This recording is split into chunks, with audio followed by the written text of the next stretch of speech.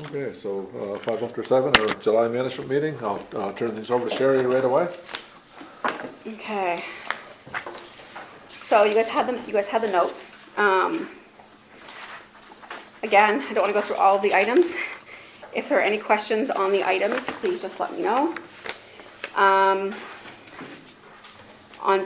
page 2, I guess, the 3 items, I gave you the updates. Was there any other questions? Okay. Page 2. Okay, got it. Okay. I did have a question on number 2, just in regard to, since the recreation building, we're not eligible, it's not eligible for the CCBF funding. Is this the type of project that should be referred to the Infrastructure and Parks Committee?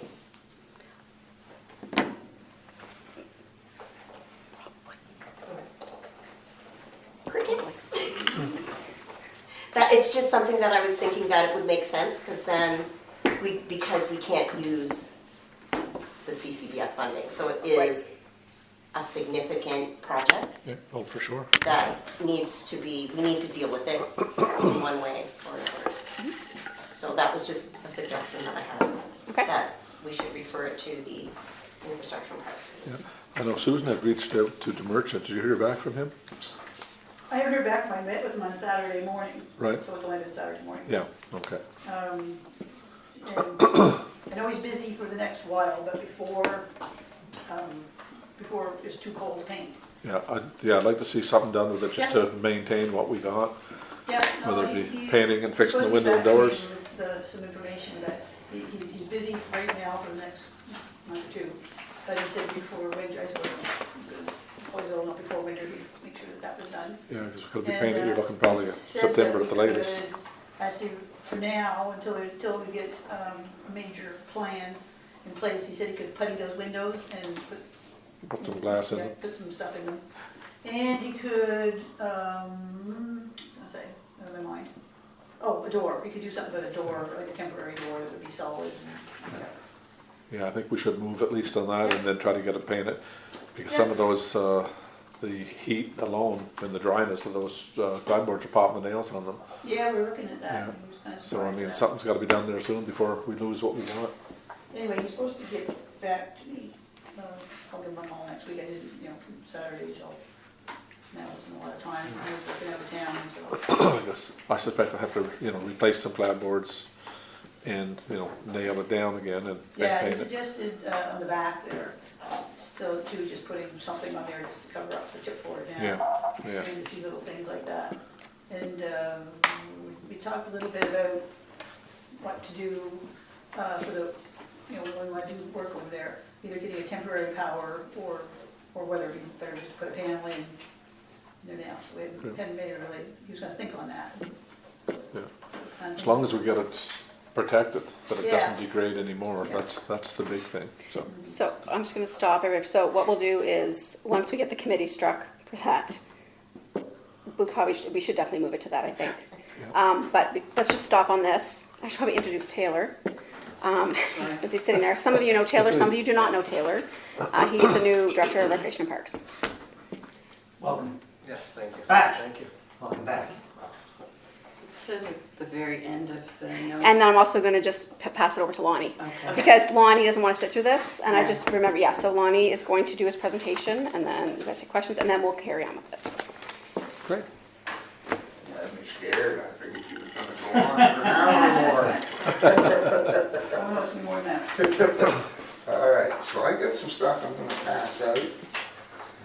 There'll be a test at the end of the presentation. Okay, just tell where it is. No, I'll get it.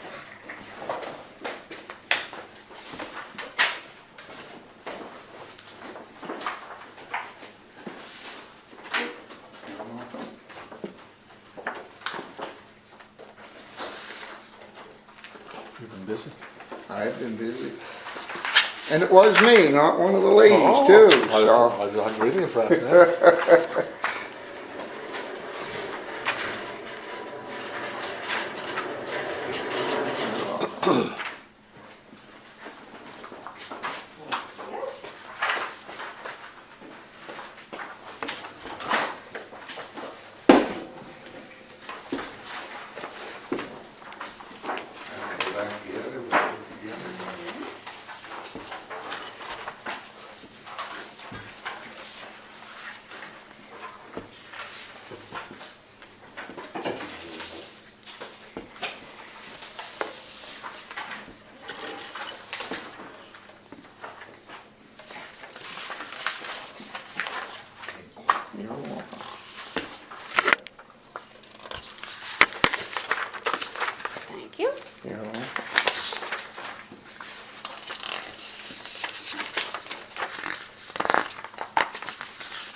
Yep.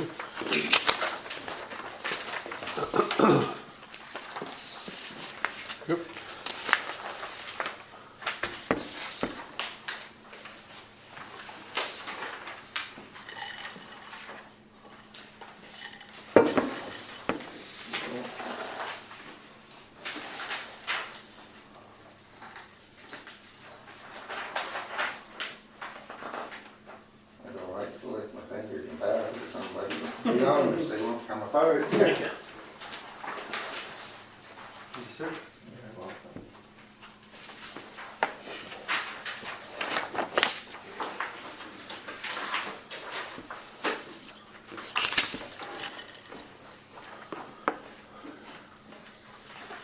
So after the last time we were here making presentation for Pratt with council, and I believe the difficulty we had in getting a date with council, I was asked if there were other options, and there is. So I think it's important first to explain what Pratt does and give a little bit of history before we begin with that. So PRAC, which is the Planning Review Adjustment Committee, it's a body set out by the Community Planning Act in Section 3 for councils that provide their own land use planning. That's not your case. So for municipalities that do not provide their own land use planning service, but that service is being provided by a Regional Service Commission, PRAC is established under the Regional Service Delivery Act, 2012-91. So the main board of the Capital Regional Service Commission establishes bylaws and operating procedures for the Planning Review Adjustment Committee, and that is in the PRAC bylaw number 5. The main board also appoints all members to PRAC under section 24.1 of the Regional Service Delivery Act. There are 12 members on PRAC. The committee and the committee themselves vote one member to be chairperson. The PRAC members serve as members at large per section 5.4 of the bylaw. And it's important to point it out that we have a number of municipalities and a rural area.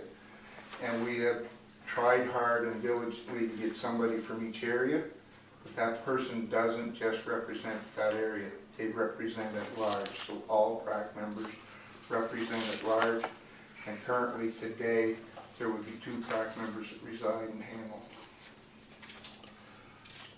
So in 2009, development officers, which is what Robin is, they were given authority under section 87.2 of the Community Planning Act to grant minor variances. So the documents that I have given you, this one here called the Development Officer Dimensional Variance. This is a document that our board came up with when they gave the development officers authority to grant the minor variances. They did put some terms and conditions to it that, restricted what a development officer could or couldn't do. So if somebody comes to us and asks for a variance, and it's a variance that the development officer can do, but for whatever reason we feel we shouldn't grant the variance, staff does not turn it down. It goes to PRAC.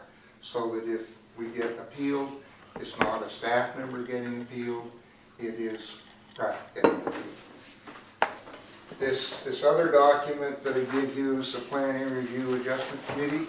This one is just photocopied from the orientation that we gave to the newest members of PRAC. You'll see on it a list of all of the members of the PRAC. And then it just goes into the PRAC bylaw.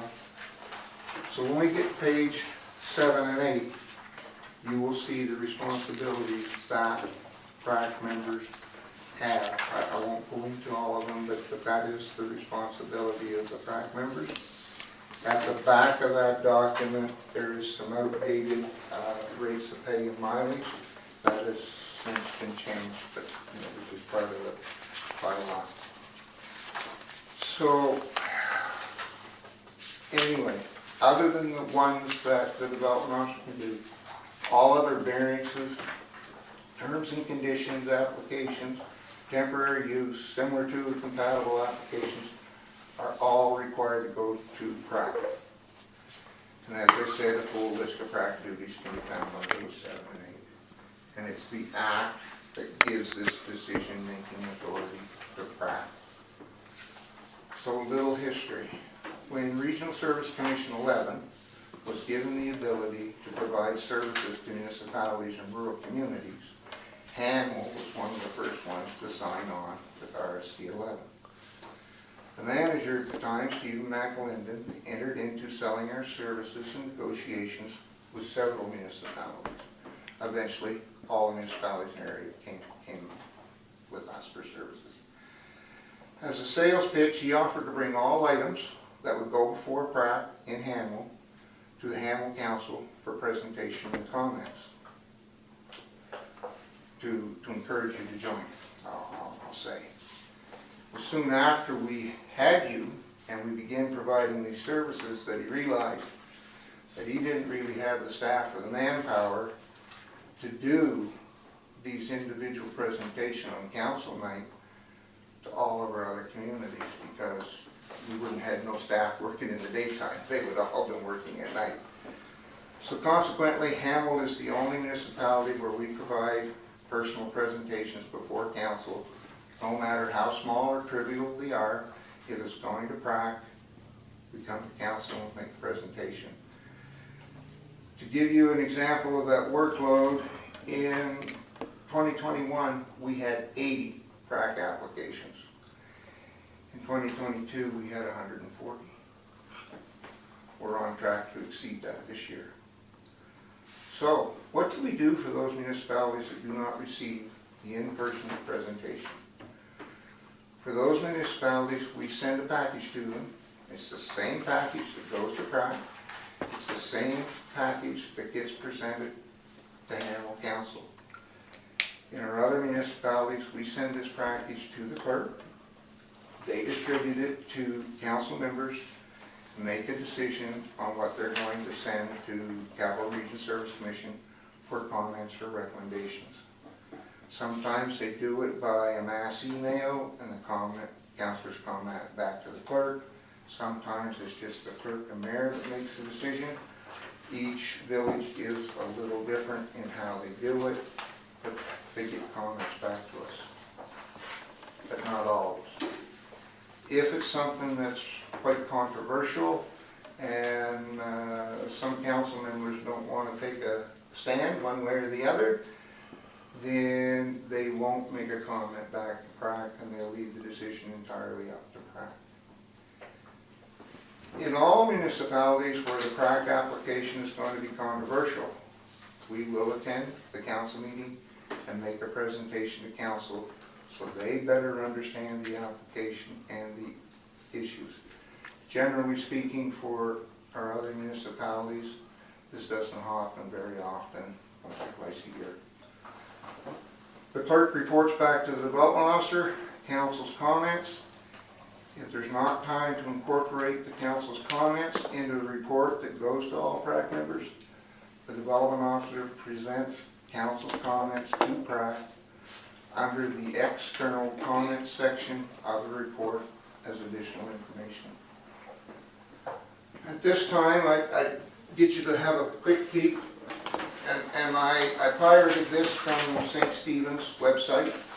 This is kind of an animated description of what I just talked about, how PRAC works. So, step 1, you got the application presented by staff. Step 2, the committee questions staff. Step 3, the applicants speak. Step 4, members of the public are invited to speak. Step 5, the applicant is invited to respond to the public. Step 6, committee asks questions. Step 7, committee deliberates. And step 8, the committee votes. This is typically how PRAC works and looks at an application. I'd also ask you to look at this. So if we look at, this is is our calendar. So this is kind of what we have to do. These meetings and application deadlines of when we have to do certain things, which is highlighted in red, those are all dates that are come up with by the PRAC bylaw number 5. So they tell us when the meeting date is, the application deadline cutoff. Our development officer meeting is when we discuss the application to say whether we're going to recommend it or not. Our neighbor mailouts, when the actual file is completed for copying, and the deadline for neighbor responses. So if we look in the blue, you will see Hamill's council meetings and those dates, and you'll see when Hamill would like to have the report from us.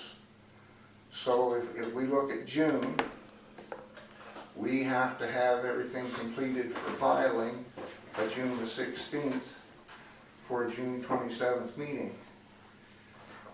So council wanted us to have everything to them by the 16th. Council's meeting was on the 15th. Pick a number, we'll say the October meeting. So the October the 10th is when we have to mail stuff out to our neighbors. Files completed for copying on the 13th. The neighbor has until October the 20th to respond. Hamill council meeting is on the 18th, and Hamill's reports are due from us on the 13th. But that is just the exact same day that we get it ready for filing. So unless the grace of God and the stars all line up, it is very difficult to meet all these timelines. That's all I was trying to show with that. So, how does PRAC make a decision? PRAC tries to follow the requests or comments that they receive from council. And most often they do. They're very diligent about considering council as being the local body and trying to follow what they want.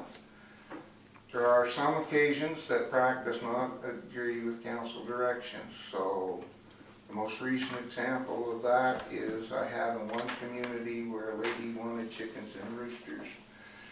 The neighbor had PTSD and the roosters was making his life very difficult. When we have people that are required for terms and conditions with roosters, it is kind of an unwritten policy, but you can have the hens. With the roosters are what caused the problem, so we don't have the roosters. This particular council wanted this individual to be able to have roosters. It came before PRAC. Motion was made to allow them to have roosters. It got defeated. Needed a new motion not to allow roosters. That passed. Council was very upset that PRAC did not follow what they wanted with the roosters. And after about an hour and 45 minutes on a Teams meeting, I think I finally showed council why PRAC didn't follow what it was they were asking PRAC to follow. And since then, they've gained an appreciation for it. But generally speaking, PRAC does follow what council. So once an agenda is approved and the preliminary items are completed, the chairperson asks the development officer to present the application, number, such and such. The development officer makes the presentation. The chair is then asked if the applicant is there and would like to speak. The chair would then ask PRAC members if they had any questions or comments about the file. The chair then asks if there's anyone from the public that would like to speak on the application. After all of these are completed, the chair calls for a motion, a seconder, and then a vote. On very controversial items, generally speaking, not all parties, meaning the applicant and the public, go away happy with the PRAC decision. Usually somebody is not happy. In those cases where either the applicant or the public is not satisfied with the decision that PRAC has made, they have the option of going to the Provincial Planning Appeal Assessment Board. There is no charge for them to file an appeal, and appeal board will look at that, and they will make a decision one way or another. Usually there's more than two things that you can go to the appeal board about, but generally there's two things that get appealed commonly.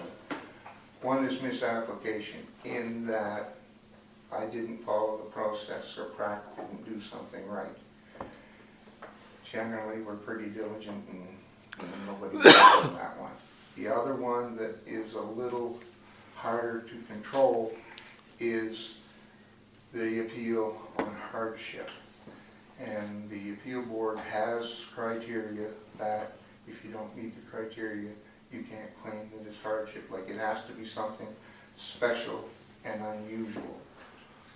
So a recent case that we had was somebody was going to be given a piece of ground from a family member for no cards to build a house on. They were out of university, and you know, they didn't have the $450,000 that a new house today costs to build, and they were claiming hardship.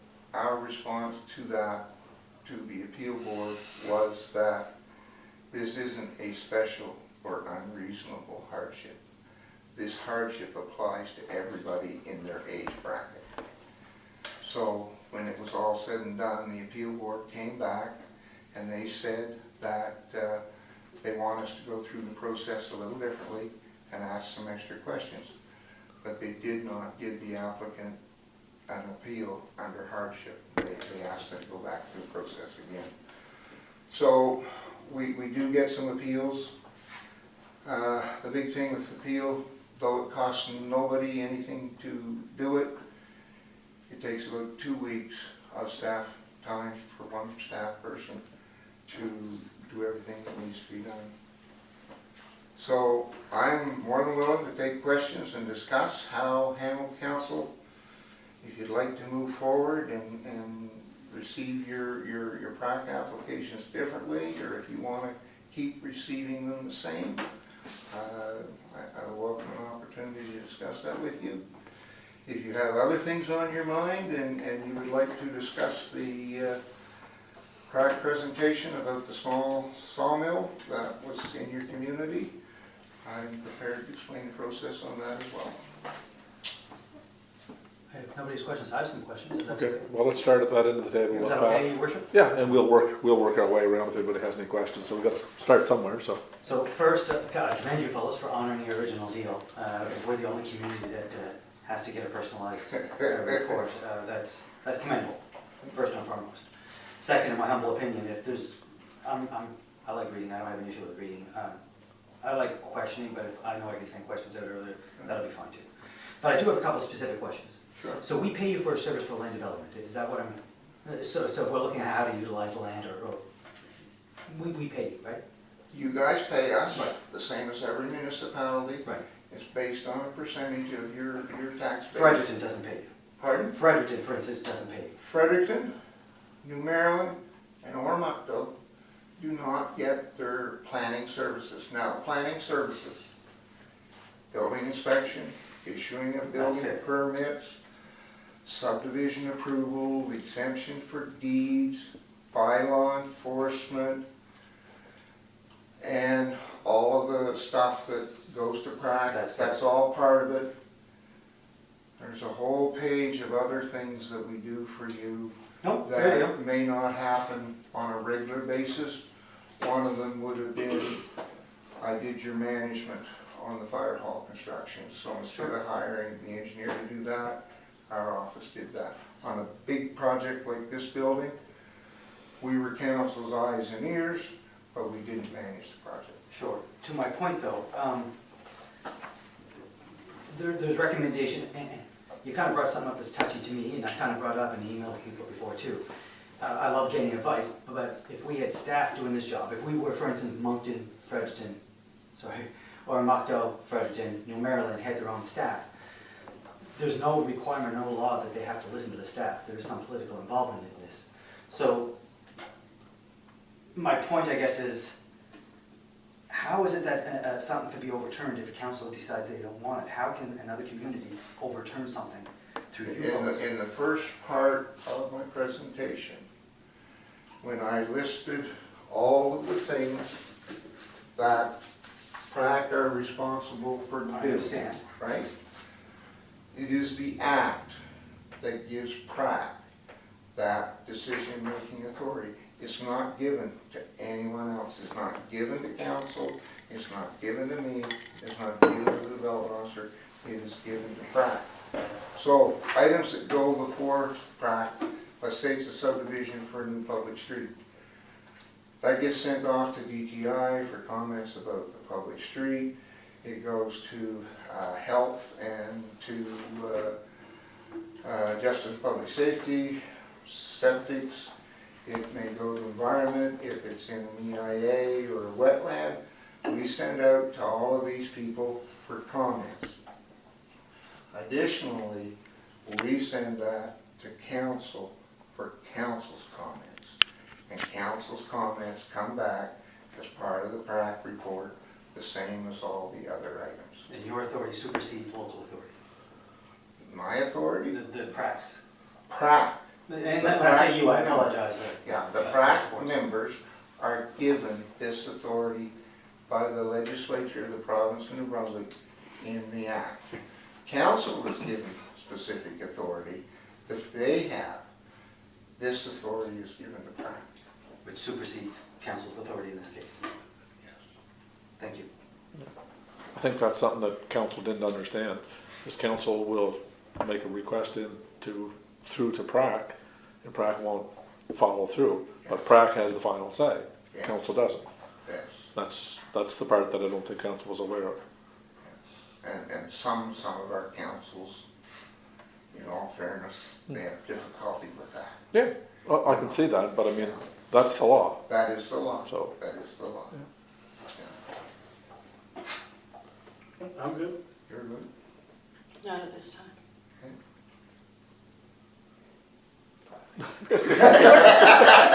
One or other day, everybody knows, why not include everybody? We're not part of it. The hardship one, Monty, that you were talking about, what was the application for in the first place? Like, was it a building permit or what?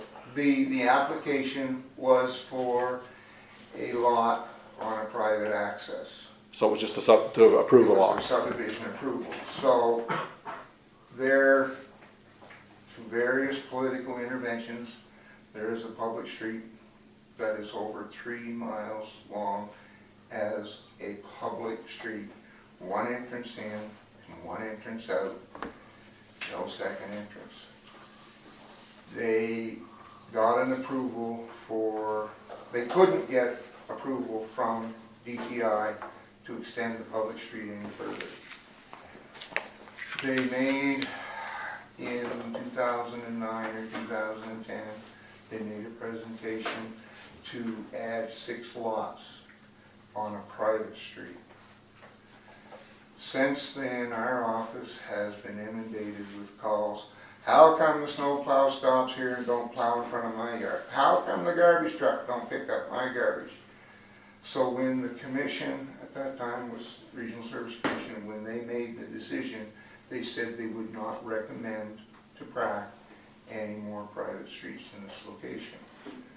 So when they came back looking for this lot for the niece, why, we already had told them 10 years ago that we wouldn't recommend any more. We have, as staff, guidelines for certain things. So we have a water supply, quantity and quality guidelines. We have private road guidelines that kind of direct staff where there should be a private road, where there shouldn't be a private road, where it should be public or not. And usually when we make a recommendation, we will put in per our guidelines. We either recommend for or we don't. In this case, we recommended against, and at that time, PrAC went with our recommendation not to recommend the addition of this lot on a private access. And it was in an area that was an LSD, it wasn't a municipality. So there wasn't a council, so who wanted it then? I thought you said the council wanted it, but PrAC did made their decision and the council wasn't happy. Oh, you're talking about the roosters now. Yes, there was the Roosters. Yeah. Okay, Roosters. if you're talking about the roosters, That came to us as an enforcement issue. Somebody complained about the roosters. We went with the bylaw enforcement officer, found that, yeah, you got roosters. You're allowed to have livestock if you meet certain criteria. In their case, it was 5 acres. The livestock facility had to be so far from property line. Manure removed regularly. The coop couldn't be free range. They had to be kept in a coop. And they have the 1 acre lot, right? So the max is 54 meters wide. They couldn't meet the criteria to have them as an outright approval. So they have to come for a variance. Anytime a variance is granted, whether it's granted through PRAC or by the development officer, they have the ability to apply terms and conditions. So the person wanted to have these poultry. We agreed, okay, you know, it's not a major ordeal for you to have the poultry. The problem is the rooster. So the term and the condition that staff recommended to PRAC was that we grant a variance on the size of the lot, we grant a variance on the distance that the coop has to be from a property line. However, we do not recommend that they have any roosters. We recommend they have no roosters. PRAC recommended the same as staff had recommended. But the council felt that, well, we live in the country and blah, blah, blah, and we should be able to have the roosters. So it wasn't until several weeks later that council got on another issue and realized that, you know, not all the public wanted the roosters, or not all the public wanted the contractor's yard in their very backyard. There was people that liked it being restricted. So, but before that, they was like, we don't want restrictions on our residents. So they wanted this person to be able to have the roosters. And in that case, they weren't able to have the roosters because PRAC motioned that they wouldn't have them. Continue around. Just in terms of the appeal board, so there's only 2, There's more than 2. Those Okay. are the 2 common ones. okay, Yes. yeah, I was just curious. There's a couple others, but they're pretty particular circumstances when you get into those, yeah. Just to clarify, so you said New Maryland, Oromocto, and Fredericton do not deal with PRAC at all? They have their own PRAC. They They have, do not buy services from Regional Service Commission 11. okay. So they have their own planners and Yeah. that, but they also have, They have their own building inspectors, they have their own planners, and they have their own PRAC. okay. So the difference being, and Dave can confirm this, all members, like all the mayors that are on the board, get to vote on budget items. When it comes to the planning branch's budget, Fredericton, New Maryland, and Oromocto do not get to vote on our budget because they do not buy services from us. Okay. That's all I have for now. I'm pretty familiar with it, I guess. No, I don't have any questions, I mean, I do understand how it works. I do agree that, I mean, I hope we're having a discussion that we really don't need you guys to come every month. I mean, we all have the same information, and emails are a good way to go. And I think especially, like I say, we're the only ones, and I think that was just, like you say, because we were the first ones who started, you were switching over from, rural planning to this, and I think it was something that's, and I'm surprised that you guys have kept your commitment for all this long. I would have thought that you might have. Our word is good. Before we go down that road, Tim had a question there, Lon. Yeah. Yeah, just, so the city would have its own PRAC? Yes. So, and the same, In the city, it's called PAC. okay, Ours is PRAC because there was a rural component to it. Okay. In the city, it's just called PAC, but they have their own. And so, does the legislation work the same way? So Yes. they independently make that decision apart from council? Yes.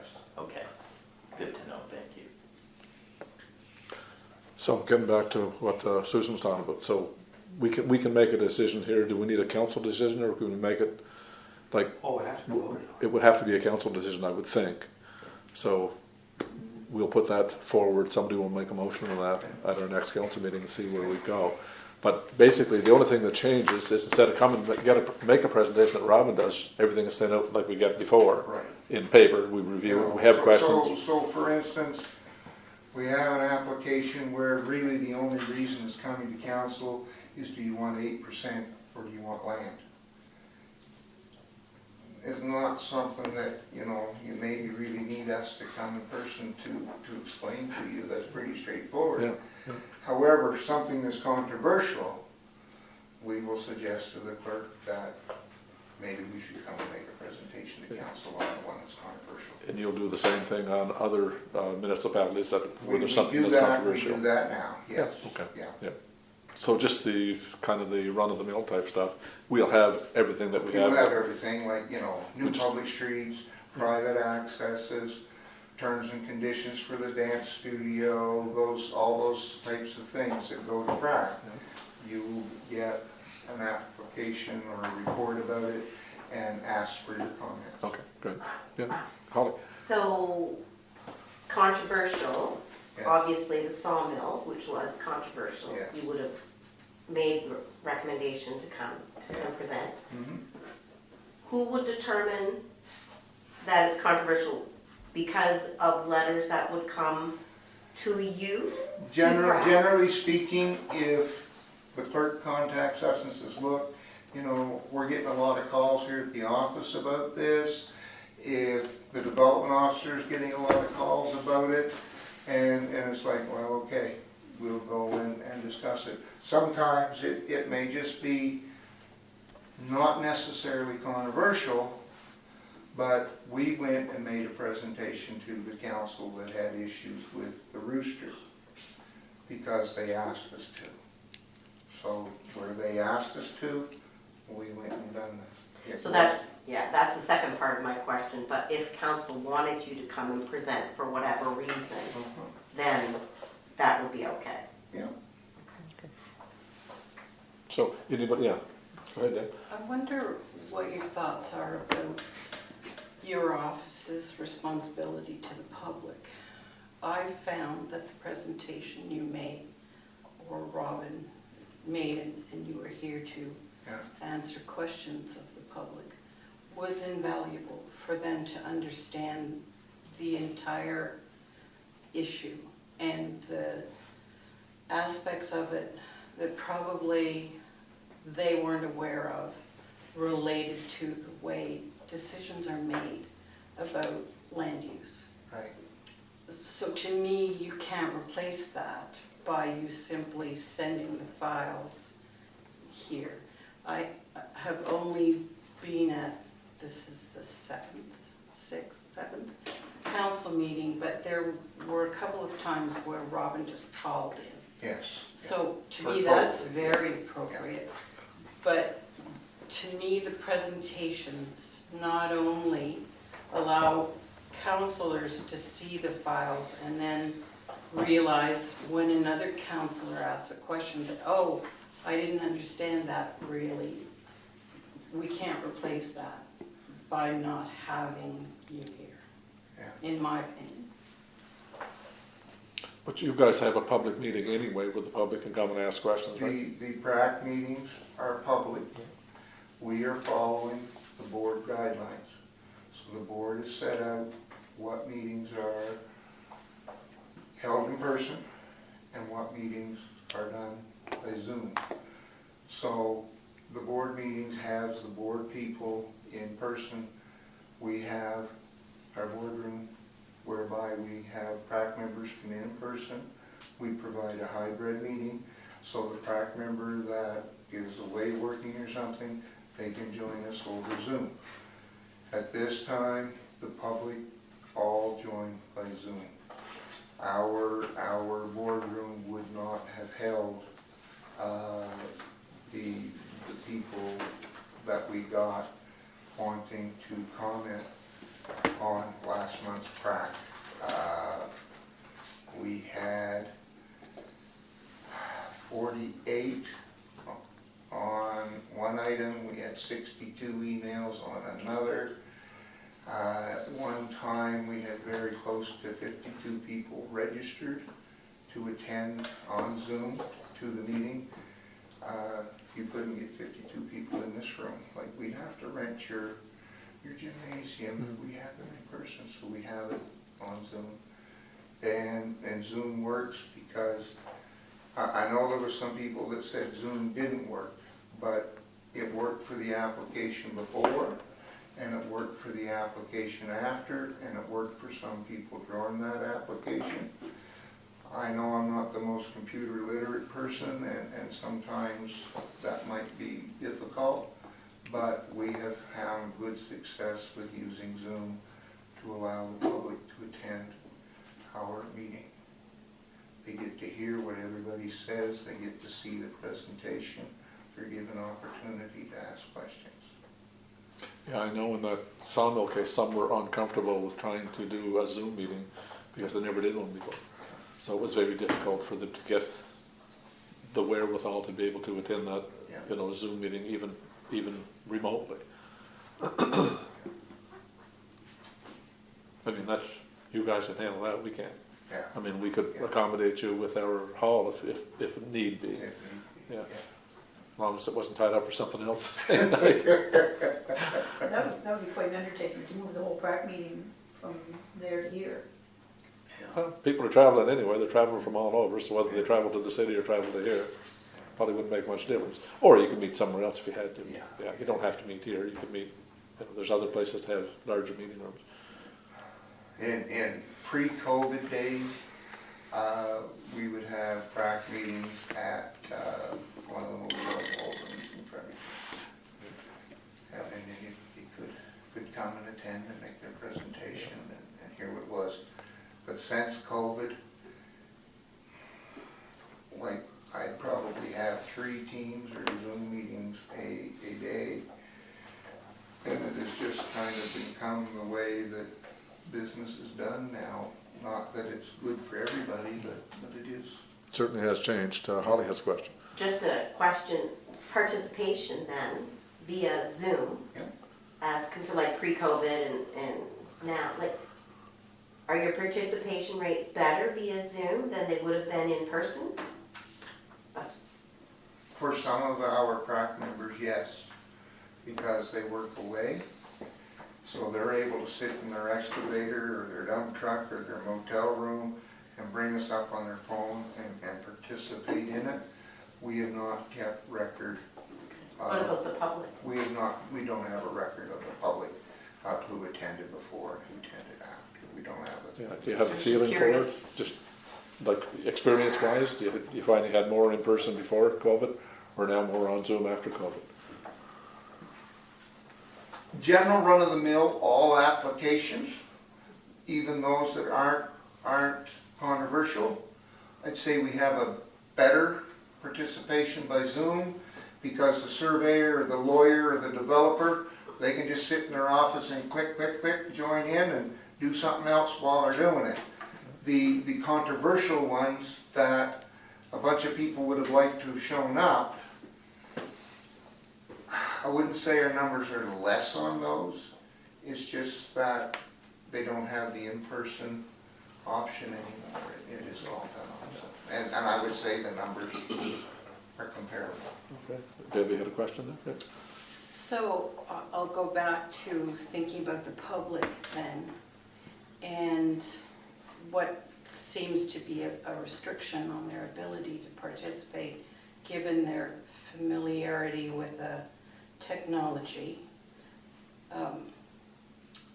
The public pays for PrAC, essentially, Through their taxes. through their taxes, and therefore the ability to participate in the procedures of PrAC shouldn't be restricted based on technology, space, or what have you, when those things could be altered to allow them to participate. I really understand what you mean about in this day and age, it's the way people do business. It's the way I teach Yeah. through Zoom. It's remarkable what can be accomplished, but I have been inundated by people calling with criticism of not being able to participate via Zoom. They're using words like I was cut off, I wasn't allowed to speak, etc. Now, I was not there, which is an interesting other component of this. I've been told counselors would not be welcome to be on the Zoom call just so that they can, instead of having second and third hand, here. Oh, okay. So, Anybody can join by Zoom. to me, it would be a very helpful Anybody thing for can. a counselor And to hear. I can't make it happen, but I have staff that can. If you wanted to see the meeting, Just request. you can request and Jonathan will provide you the password. Perfect. And I believe it's recorded on YouTube. Who participated and who didn't? Oh, no, The whole meeting. okay. So, Because when we start the meeting, there is a notice that goes out to all the participants and the people in. right, The meeting is being recorded. We record that meeting and so the public could then access that recording? if they wanted to. Yep. That's good. I just think rather than second and third hand information for a counselor to just be able to observe Yep. would be a valuable thing. The more we understand the situation from the point of view of both sides, the applicant You can and send a the, request in to admin or to one of the development officers and they'll see the invitation. Comes to your email inbox and you can do that. Yep, Holly had a question? Just as a point of clarification, I believe on one occasion, we can, as council, observe, but we Yes. cannot participate. That is correct. There Okay, is a just to difference. make sure, okay. There is a difference. If you participate, it will cost you $60,000 in legal bills. Okay? no, that's quite reasonable. So counselors are not allowed to ask questions at a PrAC meeting? No, we're not supposed to. Yeah, but what about a public meeting on the other side? Like, would you hold a public meeting with, if it's controversial, it's not a PrAC meeting, it's just a public meeting to inform people what's going on? Sometimes councillors do attend those, but they're a member of the public or they're a member of council. Can they ask questions or can't they? What we have found out, going through the legal process with the Armco people, is that when council comes to a PrAC meeting and they make statements or they ask questions, they are kind of working outside of their responsibility, their area, and it gets held against you. So if you want to go and observe and listen to everybody, that's perfectly fine. But to really participate based on the Armco hearing, it's not something that I would recommend to any councillor or mayor to do. I can't stop you, but I can. Not a good idea, that's what you're saying. Not a good idea, no. So while we're here, while Lonnie's here, anybody have any questions on it? Because we're going to be putting that forward to just receive our information by paper, not in presentation, only if we have to have a presentation by request. So is there any other questions for Lonnie while he's here? Would be a question for you. So who would get to make the request that they make a The presentation? clerk would, The clerk. but the clerk would get it from councillors. So we don't have all councillors calling. We'd have to create a policy around it, Yeah, Yes. is what we're having to do. Yeah. have work to do it. I imagine it'll be done. But it's what we're doing now is we're saving questions for when Robin is here. But it would probably be easier for Robin and everybody else to have the questions in advance so they can actually answer them rather than try to answer them on the fly. So we do get that information before our meeting. So if we have questions, we should push them through to the clerk, who will push them on through the planning. And that way they'll be answered either in person or not, depending what way we have. But I think we have to, even if we still have presentations, we should put our questions out to planning, to Robin, before she shows up here at a meeting. I think that's just fair to that, and we have the information in time to do that. And it gives you a better answer That's right. Yeah.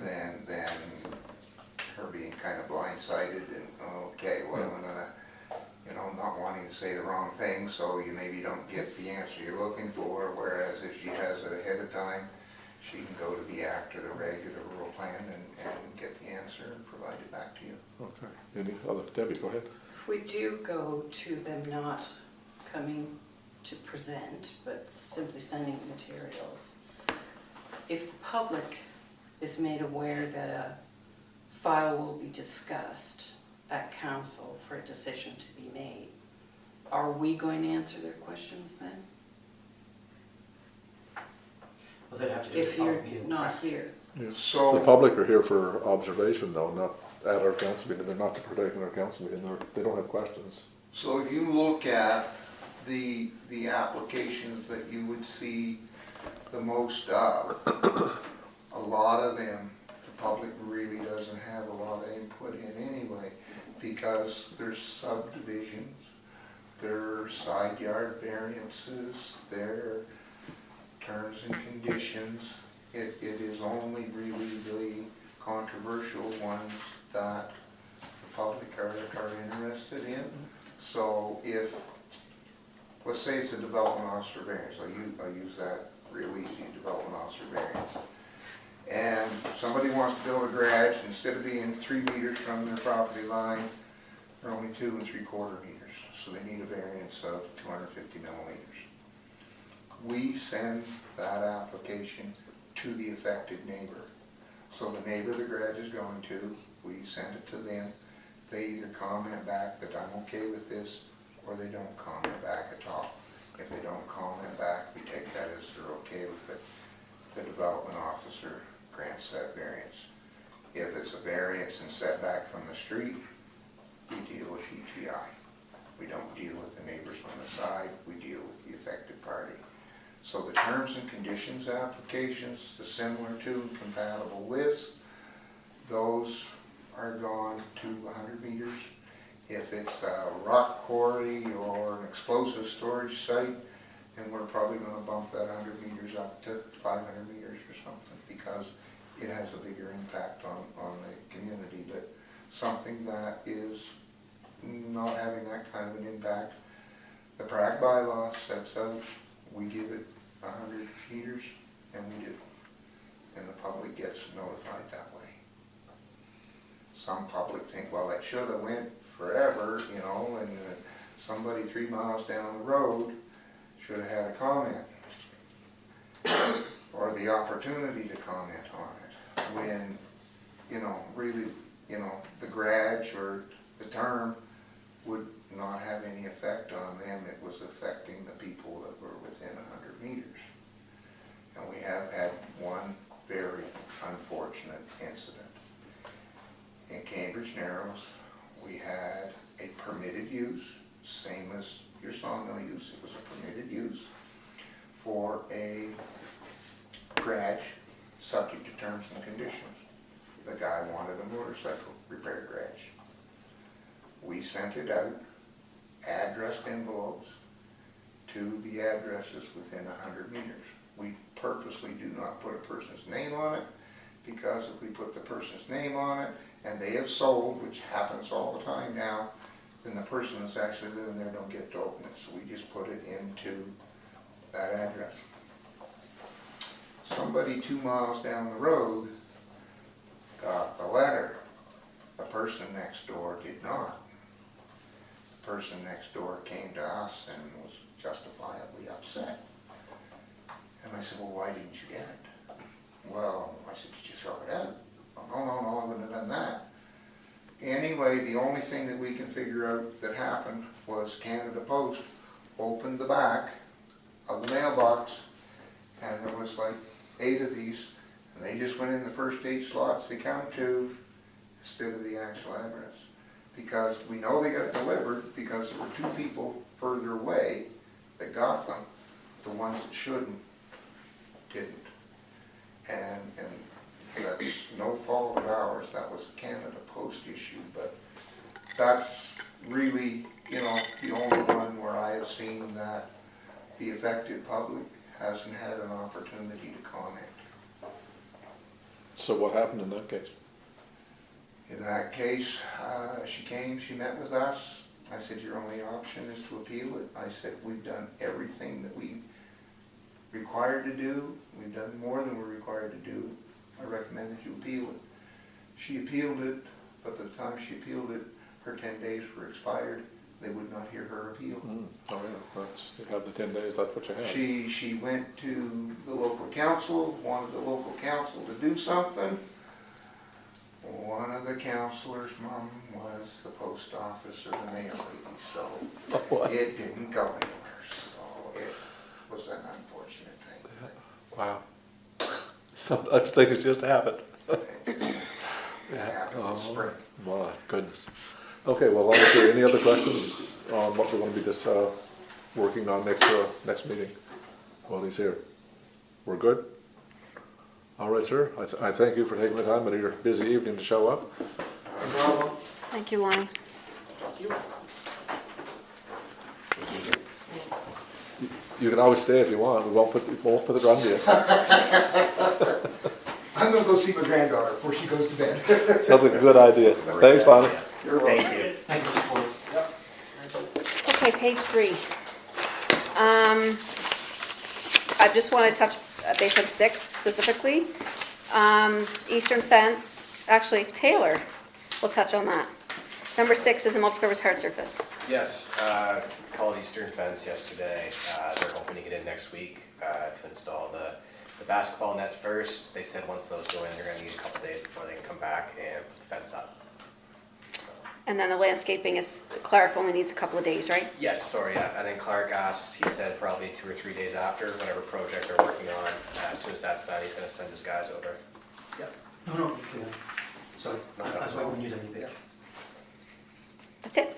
That's the update. Okay. I want to go back to number 2, the recreation thing. We're in the middle of it and then we stopped. Oh. Recreation building. Yep. Can I ask my questions on that now? Okay. Because Yep. we were interrupted. So, are we sole sourcing the project to fix this? The church? What do you mean? So, to Merchant, I think was the name I was heard. Are we sole sourcing this project? Do we know what the budget is for this, or what we're spending on it? No, we haven't got, all we did was ask for a quote. Oh, okay, great. That answers. But I think there's money in the budget for that. There is money in isn't the it? budget, I think, I can't remember exactly how much it is, but somewhere in the range of $135,000 to $150,000, it won't cost anywhere near that. Just to, to do what we had. That was just money for the budget, as in if we got the project started or whatever. The repairs, I don't think will be anywhere, I know they won't be anywhere near that. That was from the gas tax. That's from the gas tax, yes. And this project to fix it back up, because going back forward, we can't redo something else here, so we can't dip into that well twice. I just want to make sure if we're using gas tax, it's being used efficiently. Yes, we didn't plan on doing anything, when I was discussing with him, I was saying that that's where we discussed about the windows and the doors. We don't want to do work to something that would have to be taken apart again to do a major renovation. Because if we extrapolate what's happening back here in the field, we can't go back to that well and touch this again after the project's done with gas tax. I just want to make sure we're all cognitive. Yeah, of what's happening back I see there. what you're saying, because we can't Yes. spend Yeah. gas tax on the trail. So if you do it, you better do it, is my point. Yeah. If we use gas tax, like to try to fix it, and then go back to the well again to use gas tax to try to renovate it, I'm just saying, be prepared. I don't know, that's a good point to bring up. Oh, no, we've done. But I think we got the money in the budget from our own budget, not from gas tax. No, this was No. gas tax. No, it's gas tax? Yeah, Well, I'm not sure, but, Yeah, because Anyway, like, that's a I good point, we don't wanna use gas tax money just to fix something up, then no, they say it's you not can't being use. fixed up, it's being, but it's still using gas tax money, Right. is we gotta be, But we've used gas tax money when we built this building, we've used gas tax money every year for different components. But I think it was stated that we couldn't use it for repairs, and that's exactly what we would be doing in this regard. Staff will have to figure out the answers to this before we move forward. And, Yes. and we're not ready for that anyway. No, that's right, but just as long as Yeah. we're cognitive of it. Yeah. All we're getting right now is a quote on what it would take to, you know, Are we getting a couple of quotes or just the one? We'll get a couple quotes. Thank you. yeah, and most likely then we'll use our own funds, like Hanwell's funds rather than gas tax funds to do. We'll worry about that later. Something we gotta check Just out. be That's a later, cognizant. that's a later. Yeah, yeah, we don't want to get caught, so, good point. So I had a question on number 3, and it's basically the same, I have nothing to tell you. no, I was just Oh. gonna say, we don't have the deeds yet, Nope. I get that, but I was just gonna say, is this another one that we would refer to the infrastructure parts? Yes, Parks. I think Right, a I think lot of it's- this, yes, a lot I of think these it- are gonna have to go to that. I agree, okay, so I just wanted to put that out there. Once we strike the committee. Right. So, and then on 4, I just noticed that it said it was going to be brought up at the June or July council meeting, so is this coming up at the July no. meeting? We'll do August because it's, Okay, I just want, Yeah. yeah, I still have a question on 3. okay, sorry. We've not got the deed back from the lawyer? nope, Has it been to the lawyer? Has he called the lawyer? it's up and the lawyers have it. Okay. They were provided to Cox Palmer on June 7th. Slow process. Slow That's process. it's a long time for a deed. Yeah, slow process. Yeah. Okay, so we've updated 6. We're back down to 7. Could I ask about 6? One question about 6? Yeah. I had in my notes from last month, Councillor Kraus suggested that when the lines were painted here, they get- be painted at Station 2. We'd have to get a quote first. Oh, to just paint the lines at Station 2, you mean the multi-purpose art surface?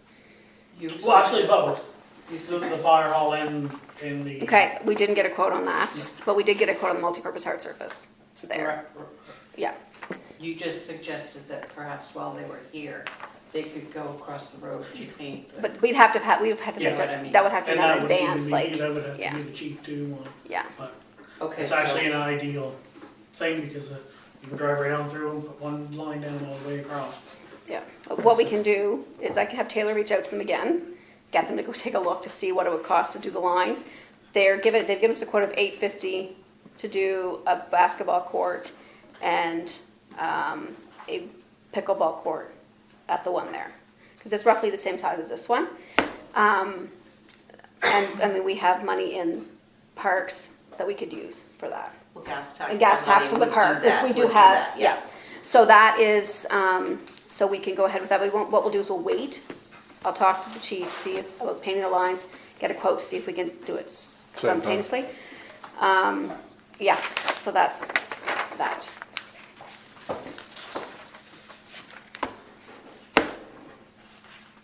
Okay, 7. If there's no questions, we'll just. No? No? Page 5. Can we go with the numbers, because I followed online, so I don't have a page. Okay, Yeah. number 9, Perfect. unsightly premises. Perfect. Without saying any details, I contacted Brian Sharp about that property.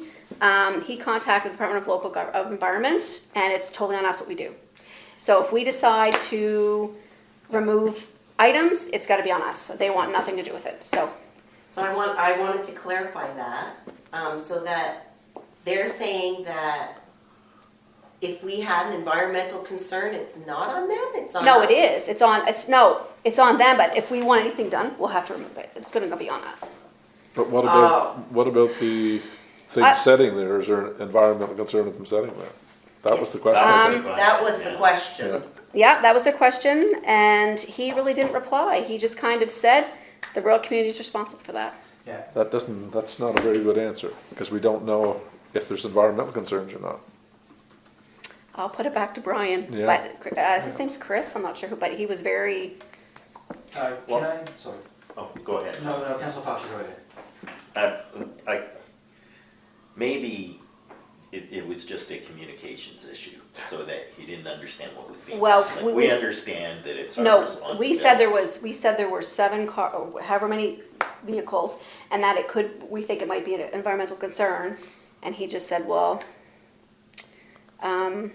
we have a bylaw respecting dangerous and unsightly premises, and we just have to follow that. Okay. That was the response.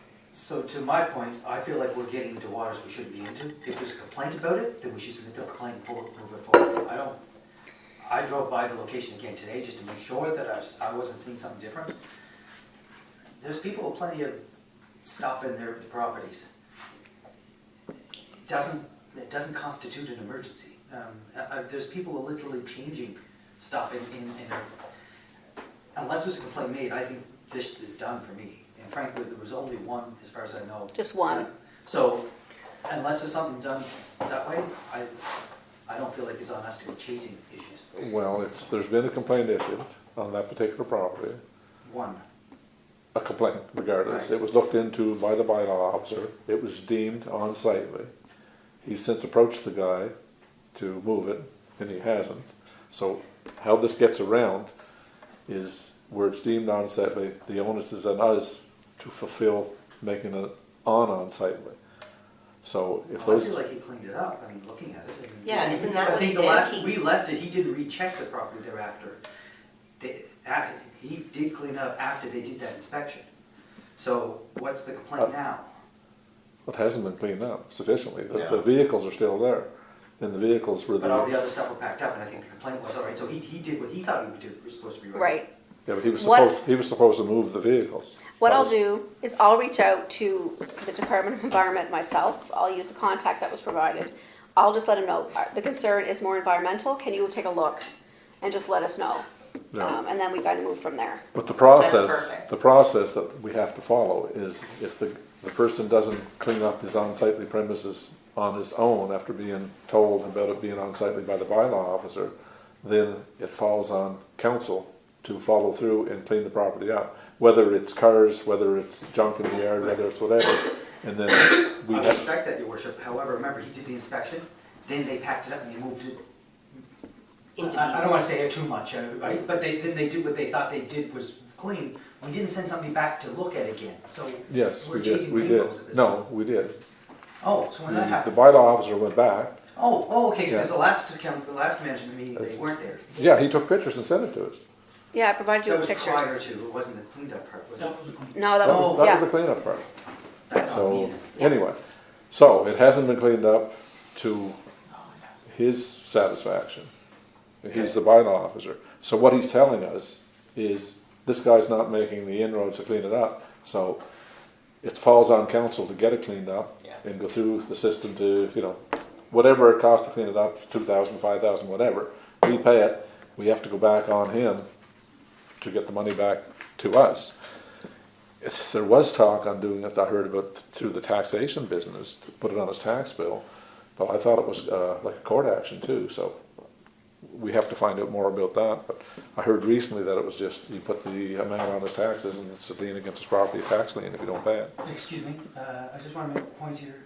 May 5, we responded, the property was, X. and the yard was cleaned up, but it's all been moved into, I need to give an update, I don't see where the update from that is. So I don't have an update after May 5. I see where it was inspected at this particular point. Yeah, but at That that was from the particular, clerk sending it to, but at that particular point, in the opinion of the bylaw officer, it wasn't cleaned up, it was moved around. And if you drive by there, you'll still see a bunch of round leaning up against the house and whatnot that hasn't been moved. So, but the cars are the issue. I'm not reading that in this, guys, I'm literally not, so maybe if we could send that back to us for confidential and the thing, so I could re-follow up, because that's literally not what I'm reading. It's absolutely the opposite of what is read. Okay, obviously you That need, was- you need more information. Yes. So we'll But handle I it. will feel like contact- We're chasing them, I don't feel like it's the other way around. I will contact Department of Environment to get an update as well. Like, I would like to know we just need to know if it's an environmental concern. The rest, I don't, no updates. Can we just go, number 8 it says that we were gonna bring that back to council in July, the storage building. So That are we won't be, having it? it'll be, no, Nope, so it'll be in August? August, yeah. Yeah, Sorry, just before we move on from the unsightly premises, so what's the next steps? Like, how do we move this forward to get this done? Well, the next step is my understanding, we'll have to find out more for Pat, but my understanding is we move on it, council moves on it to get the property cleaned up and we send them the bill. But how do we move on? Yeah, do we do a motion in the next meeting? Is that? if I do you wanna wait till I get more information before you make that motion? Maybe we should move it to August, just to be Right. safe? Just- Because I can't guarantee I'm gonna have the answers for you, Yeah, Yeah. but it's Wednesday. I just don't want this thing to drag out, No. drag out, drag out. But I We just don't want to want put the words forever. from the clerk on May 5. Remember, he reported on May 3rd, and the clerk responded. So the property on Menzies, the yard is cleaned up, but yeah, but the yard isn't even cleaned up. And like I said, it's the cars that are the issue. that's our, s- Yeah. But anyway, we'll follow up, find out just exactly, talk to Brian, find out what we have to do, and then we'll follow through. We need to know if it's still considered unsightly. thank you. Yep. Yep, Um, And I would also like to know, perhaps Councillor Islip's point was, then what? Because if we say it's still unsightly, we have to remove it. we get quotes to remove it, then we vote on which price we accept, and there's I a, think we just have to make a motion to move on it, and then it becomes an operational issue to Operational get matter. quotes and go with that. 'Cause I mean, Yep. there's only so many tow truck companies in Hanwell, there's Yep. two I'm aware of. what's the communication with the resident? I keep harping about the residents, No, the I resident will know, have to, they just can't drive in the middle of the night but and they take would his be cars away. informed that all of Yes. this was gonna happen, And the price. and the price, okay? And I'm going back to it being one complaint, because there was a complaint in my ward for a very difficult situation, and that one complaint wasn't sufficient for this much action to happen Unfortunate- on behalf of the resident. Right, but unfortunately, in our area where we live, we are Still under that, under the province. Yes. So there's a bylaw here, understood. right? So it's a little But little these harder. are all hard, given we are a council to the entire population. If we could just remember that, I would be really happy. Well said. Thank you. Okay, Okay, moving on from that. number 10. That where we're at? Yep, but there's really nothing to discuss on that. It's not gonna, I haven't heard anything from the province. I haven't heard anything from Brittany. Okay, because that's what I had Yeah. at the last management session, we discussed Brittany looking into it. Yeah. So there's no update No from her? update. Okay, perfect. MOU will be dealt with in September, like in the fall. I just ask for just a clarification of what you mean by we have lost such a large area of our green space. I think I know what that means. Where are you? It's the second sentence in the MOU, the second line in the MOU, Right. item 11. We were doing handball sports here, Yes. but we lost it because of that. So we have to use the Okay. school. That's why we did the MOU. Okay, I didn't Yeah. understand what you meant by losing our green space. Yeah. Thank you. Hamel days, Can come off. it will come off and we'll, yeah. Could I ask a question about that? So what do we do about the finances for Hanwell Days? That was moved to the 60th anniversary. So That was how discussed. is that going to be in our financial statement? It's You're just asking a- the wrong person. Okay. I'm not sure. It's just that movie, when it was earmarked for Hamel Days, it can be moved to be used for the 60th celebration. Okay, and so even if it is operational to pay the bills and, because the golf tournament is in here also, I'm thinking the residents wondering how much all this stuff cost and how switching monies from Hanwell Days to it is going to be documented. That's all I'm concerned about, a record of. Well done, that's, yeah. I think, Well, it's yeah, just- I suspect it would be documented in the financial statements, I would think. I haven't seen one of those But since, the next one we see should have it, okay, hopefully. that would be great. If Yep. it was there for the transparency of our financial situation. Thanks. Grant for the water study, nothing as of yet.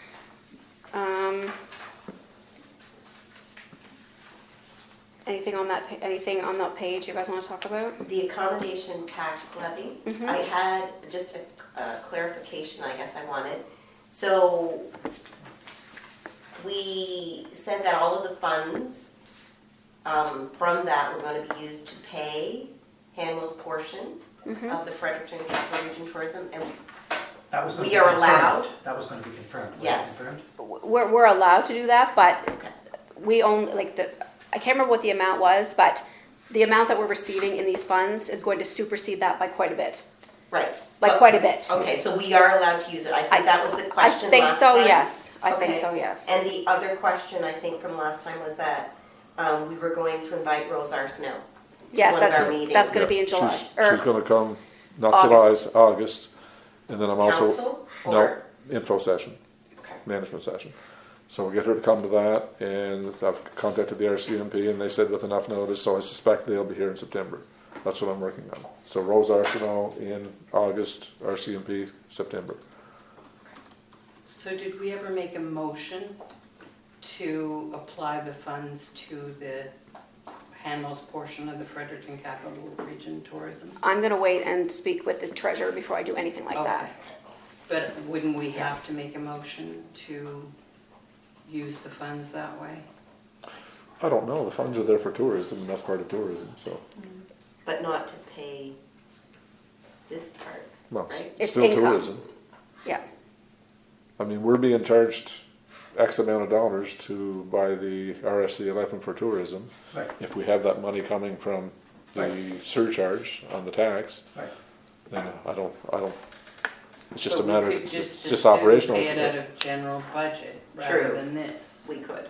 We might have someone say, shouldn't we use those dollars to promote tourism in Hanwell rather than to pay our portion to? But that's what that portion is for, is to promote tourism in Hanwell. Right, it's still not. That's what a Rose large Arsenault's group is contribution, doing. but- That's the regional tourism. It used to be Fredericton Tourism Association, now it's the Regional Tourism But for Association. auditing purposes, it Yes, just needs that's to fine. be. Yeah, well, I think if that money's gotta come in, it's gotta go out somewhere. So I think that would just The be, treasurer knows how to handle it. yeah, yeah, it like would that be, is, yeah. it would have to appear in the audit, The you auditor know, will figure it out. financial statement somewhere.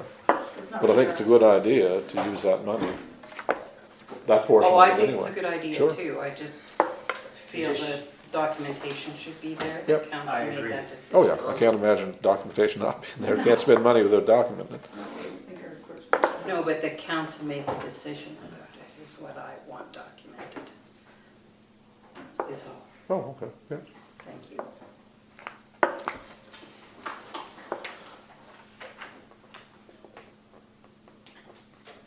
The highway signs, Mhm. I apologize, I can't recall, I tried to reread my notes. Did we decide whether the tourism dollars, the tax levy can be used for these Hanwell signs? I felt No, like we were gonna check that one out, but I don't remember. no, and there's supposed to be grants coming. And I was- From AMA and B. From I AMA and B. recognize it was grants, but I thought we were gonna check that as well. I don't remember what our action plan was on it. Yeah, that was my question, have they been announced yet? I'll call Dan Murphy No. and see if he's heard anything. That's- You able to find out, were you going to call Hanson's, or were you able to Yes. find out how much the signs? No, because they need the documents about the original signs. And I haven't been able, Oh, okay. I haven't had time to even look for So them. Sherry and I communicated about this Oh, after I very good. learned that. And when Terry gets back, she could help with those things.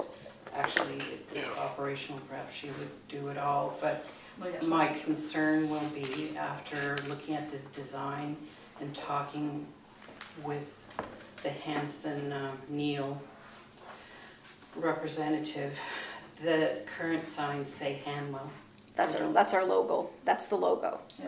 So I just would hope you would think about the residents driving from the city on the Route 102 into Island View, seeing Welcome to Hanwell. They live in Hanwell. Well, it's No, part, they it's do part not. of Hanwell. They live in Hanwell Road Community. They live in Island View. Yeah, people in Yoho I live in live in Yoho. Yoho, but it's the Hanwell sign. Well, now in the annex, I have had many people understandably, in my opinion, concerned about that. Yeah, but you can't put a sign up for Island View, and you can't put a sign up for Well, the Kingsford, Island View you can't sign put a will sign up for stay Muswell there also. Yeah, that'll because stay. it is a road sign. Well, I suspect this will be the same as the signs we have welcome to Hanwell already, because we're not gonna have. They a- are welcome into Hanwell. Yeah, and I suspect you'd have the same sign. And In they'll Island still be View, welcoming people to Hanwell. in Williston. Who live in Hanwell, Kings Clear's in Hanwell, Island View's in Hanwell, Yoho's in Hanwell. Why would you Well- not have the same sign? Yeah. It would just be a matter of putting Hanwell Rural Community on it. That's what all of our documentation calls this municipal entity, and it's composed Well, of it's the same, welcome to communities. Fredericton, you don't say welcome to the city of Fredericton, right? Mayor, the reason we're going with Hanson's is to have consistent signage, because they're the ones who Yes, built our and that was signs. where I began until I realized that I've had people calling me, and it was additional people from the Hanwell Hill issue that I mentioned. Yeah, here. we couldn't find, there's Debbie had called me about a sign somewhere, somebody put up for Hanwell Hill. And all of her family was upset. Hanwell Hill. Nobody could find the sign. We looked for it, I looked for it. So I took her concern seriously. Oh, yeah, and well, you'd have When to. I returned her call, she was very concerned that we are erasing heritage by calling it Hanwell, when she I think- doesn't live in Hanwell. I think that ship has sailed, she does live in Us Hanwell. and all the other communities that are doing the same thing, so. I Yeah, mean, Marysville complained for 100 years. and they still say welcome to They still say Marysville. whatever, welcome to Fredericton in Marysville. Yeah, they say welcome to Marysville when you come down the Marysville Hill. But we're still gonna have, like, you're still gonna have Island View, you're still gonna have Natural Settlement, you're still gonna have Upper That's Kingsford. the Heritage Just- Association does it, welcome to Marysville, it's not the city. Just, No, but that's the sign you I see know what coming down the hill. reference, that's right, that's Like, They still Still, call that's right. themselves Marysville. Legit. Well, I promised to bring it forward, Yeah. and they are very upset with it. Well- And when we have one complaint for unsightly premises and a whole family, several generations complaining Yeah. about the name. No, you can take that on, and like I said, and you can talk about it at a council meeting and make a motion to call whatever you Well, sign, I'm whatever you one want out to. of however many. But it's a you dead can look end. after your residents, at least you can say you've tried. Yes, I will Yeah. say that. But to Councillor Pratt's point, it might be a way to unite everybody. We're looking at ways that we should gel. Maybe that sign needs to Actually, be you're Hanwell Rural Community, welcome to Hanwell Rural Community. We can leave the other signs, welcome to Hanwell. Well, I think, Yeah. yeah, but I I think, don't know. I think we'd wanna have the same signs again for, transparency purposes. We wanna have the same sign throughout the community. We don't wanna have a different sign in Yoho versus out in, by the golf club, or by Woolastook, or by Island View. We gotta have the same They were gonna sign. change the other sign. No, they're not They're gonna not gonna change. change, so No. they'll still say. No, they'll still say welcome to Because your Hanwell. mail's not gonna change either. No, no, No. no, so. I mean, all the small communities, you still have, I always use a perfect example, is Mazarell Settlement.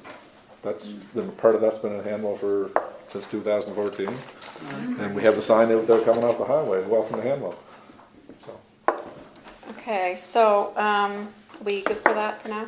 yep, I think so, Yeah. The next page, really nothing to update. except that doggy waste Doggy waste bylaw. bylaw. I've still got no direction back from council on that lady that requested she wanted to put a doggy bag disposal unit in her yard, and I haven't reached out to her because I don't know what to tell her. If I recall, at the last meeting, we thought we would do this in stages. That's what I recall. That's right. We do it in stages, so we did install a dog waste station and at Davidville Park, so that is up. So could I just ask, nothing against that, I think it's excellent. But before that, there were residents in Ward 5 asking for some consideration about dog waste stations or what have you. I was never given direction on that. Okay. I was never given direction to purchase a dog waste station, so I was given direction to do this, so I did this one.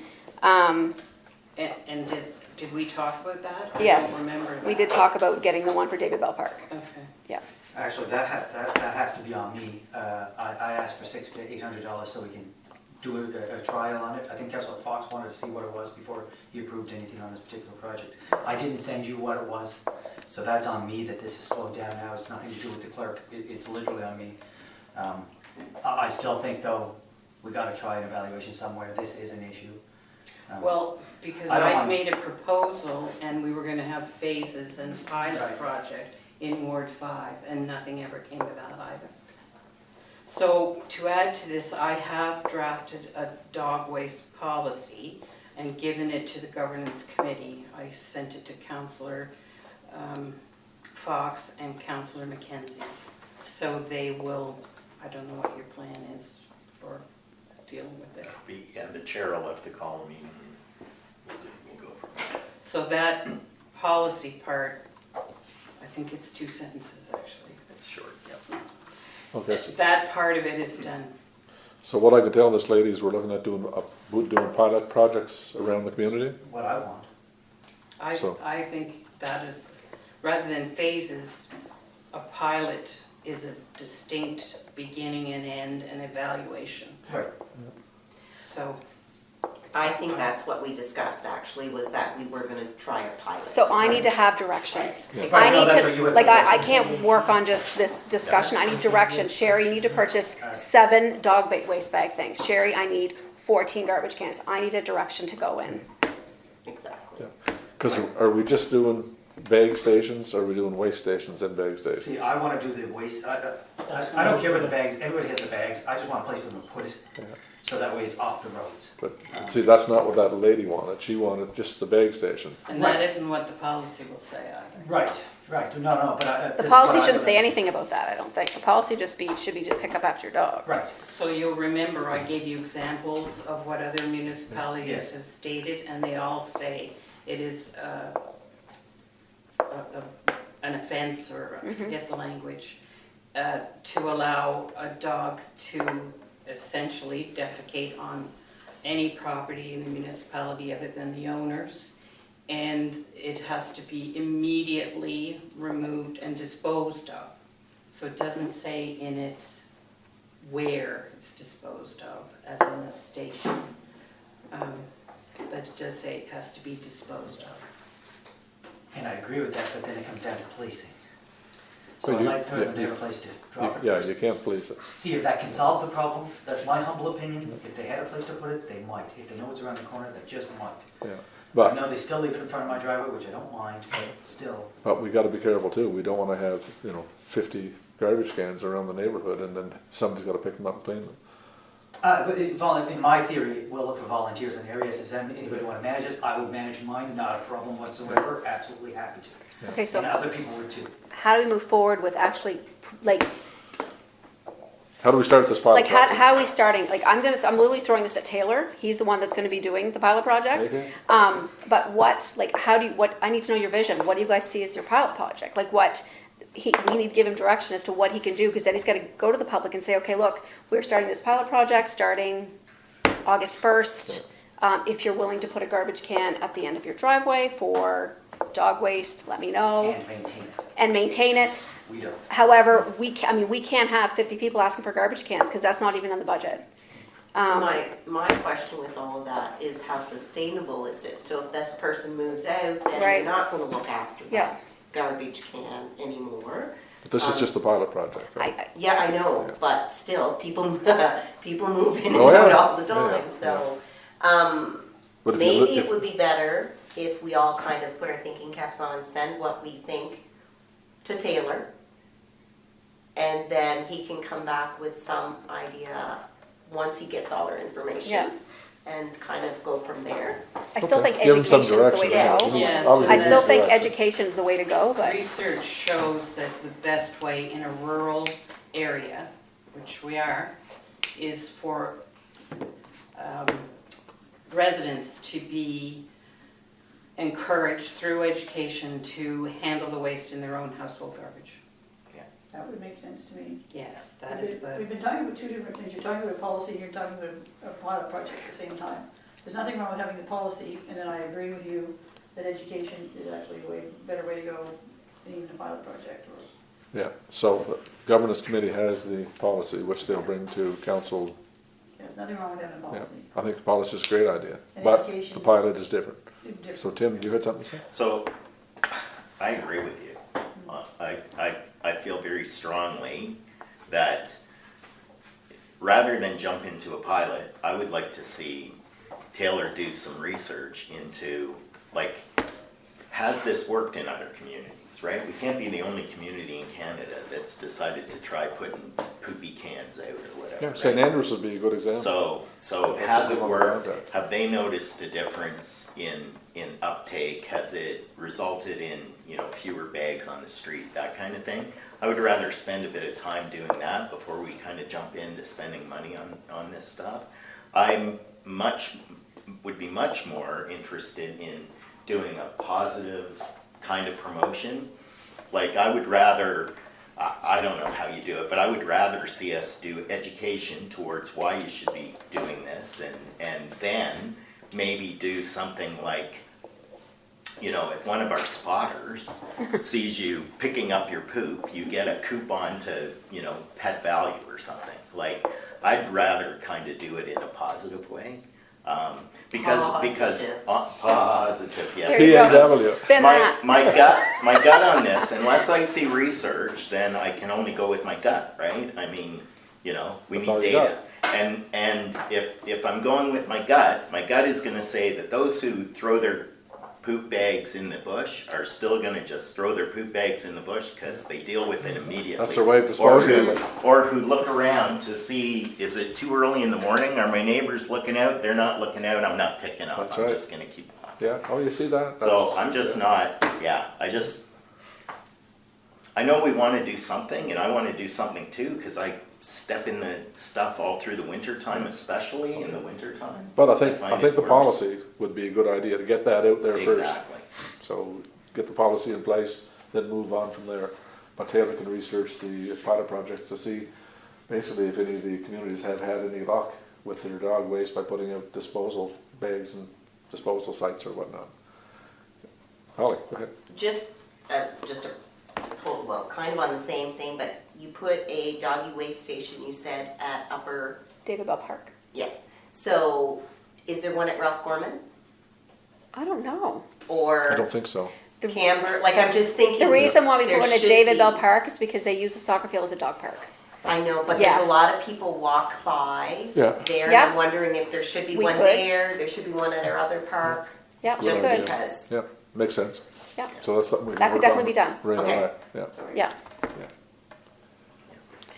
And honestly, over at the park, there's really nothing, there's very few messes on the ground and very few bags Well, that's kicking good. around. So it's working on its own. It is, Yeah, yeah. good. Well, there was a comment made back probably a year ago about it, but Yeah, but people have paid attention, obviously. Yeah, good. That's good. because if you abuse it, you're gonna lose it kind of deal, so that's basically what was put in. Okay. Yeah.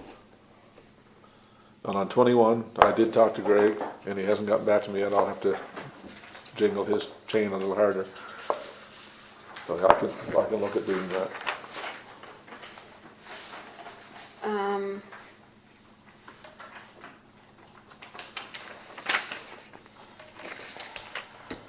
$24. I'm not sure where we got with that, and I'm wondering now if it's too late to do a bike tune-up. And maybe we should Yeah, just wait until probably. next year. Agreed. Agreed. Okay, I'm just gonna take this off. We'll start that early. In fact, that could come off totally and that could be on the recreation director's. Yeah, you could do that next year early. Do like a bike tune-up, like in Just in the spring? Yeah, yeah. The park has been graded and the backstop is removed at Camber. So those should, nobody chipping anymore. Sorry, was there any update on number 21, the vision No. plan? Oh, Nothing? Yeah, no, I just We don't gave have any other I just names? gave you one. I just said one. I said I contacted Greg, and he hasn't gotten back to me yet. But I'll read That's, this. well, that was there from, okay. Yeah, that's the red anyway. But only Greg? That's the only one I've contacted so far. That's what I said I'd do. I know, but is that the only person we're gonna contact? That's the only person I contacted. I mean, I don't know anybody else. Oh, okay, so my suggestion, I guess, is can we put it at AMA and Yep. B and ask what Can. other municipalities or who they've used, and then we can Yeah. check it out? Yep. Yeah, I can do it.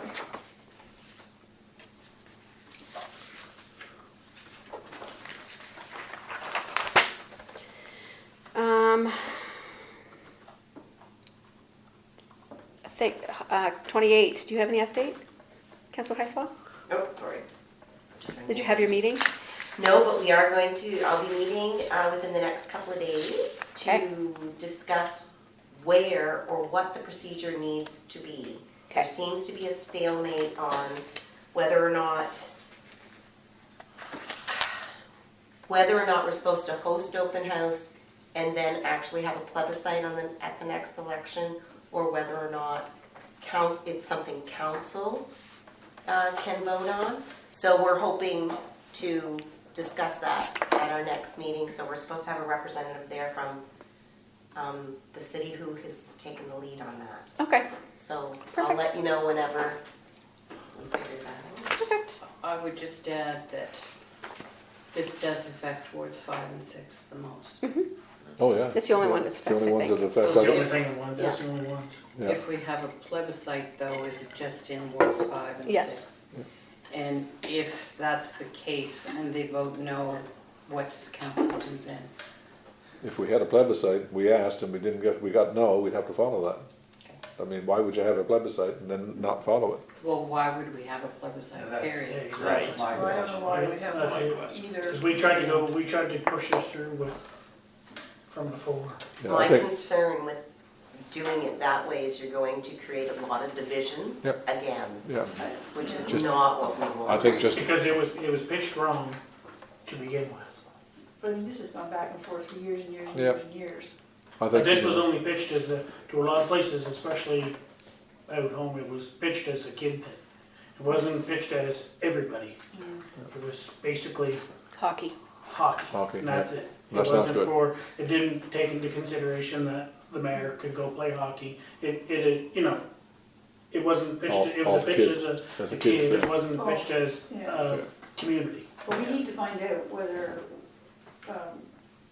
we make the decision as to whether we will plebiscite or not. It shouldn't be left up to someone else, like the recreation. No, it's our decision. And it'll be our decision if we just wanna put it, put everybody in Handle as part of the recreation group of the city.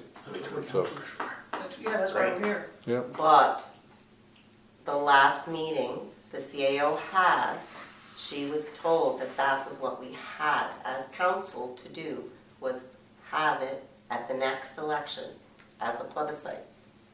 So that's I don't know if why, was that a suggestion or was she told No. that? that was what was sent out to everyone in an email, that that's what had to happen. From who? The concern with that, she met with the city, the concern with that is that that plebiscite will take place in October at the next election. It's not in May because they changed it, right? Right.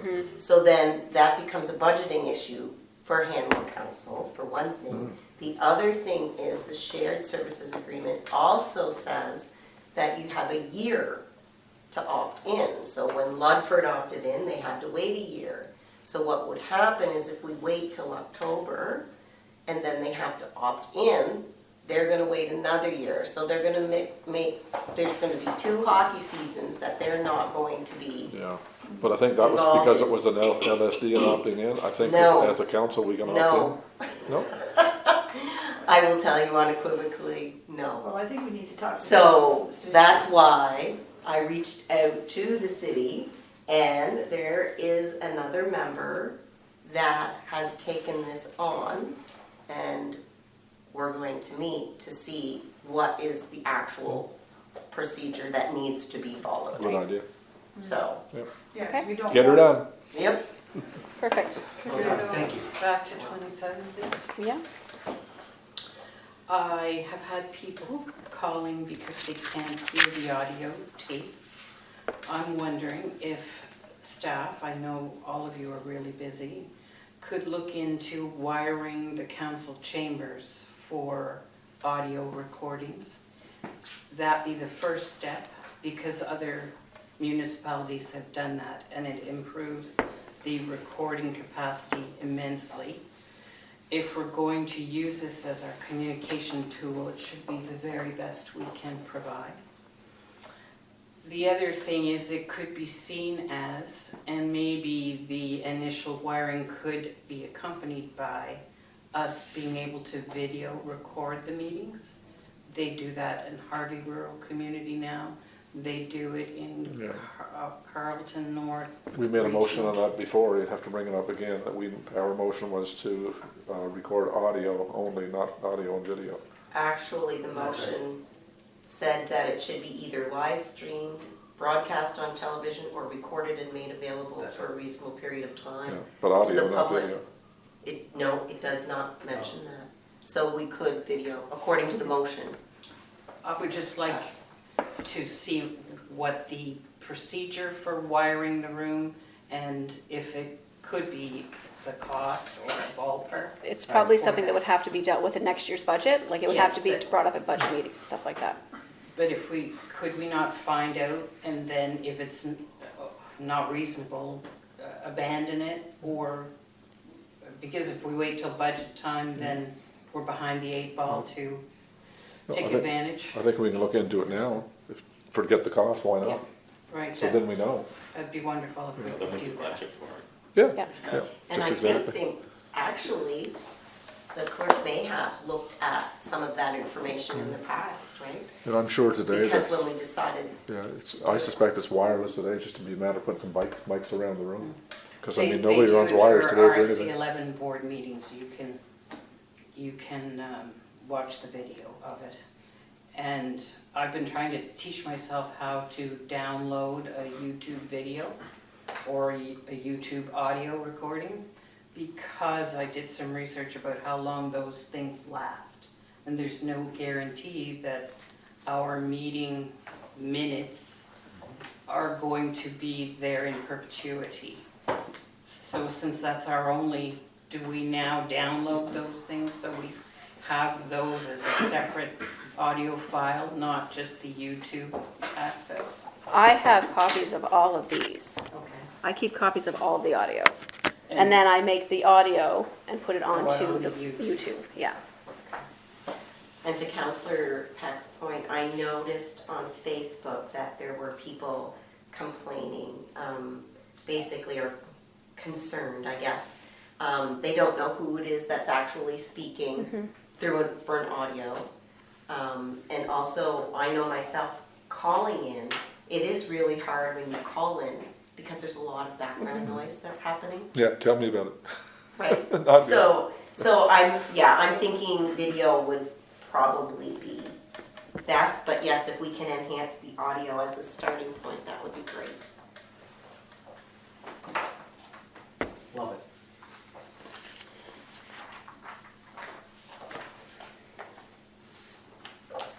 Okay.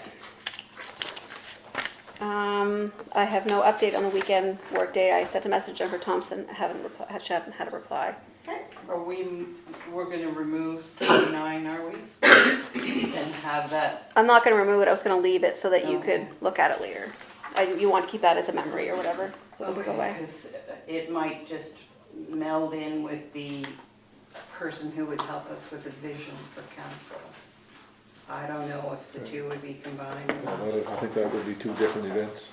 Okay. Yeah, because one is getting to know people in the room, the other one's working on a vision, so kind of not really related.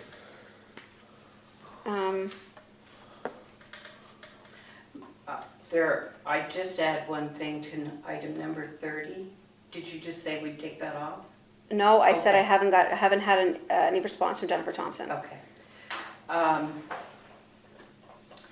I was led to believe from the statement made at a recent, it was in one of the audio recordings, I believe at the last management meeting, that when we agreed or planned to become counselors, we were aware we'd have long nighttime meetings. So in my first suggestion of this, it was not that we would substitute any of our regular meeting times by a weekend session. It was just to get caught up. We have so many things, irons in the fire, and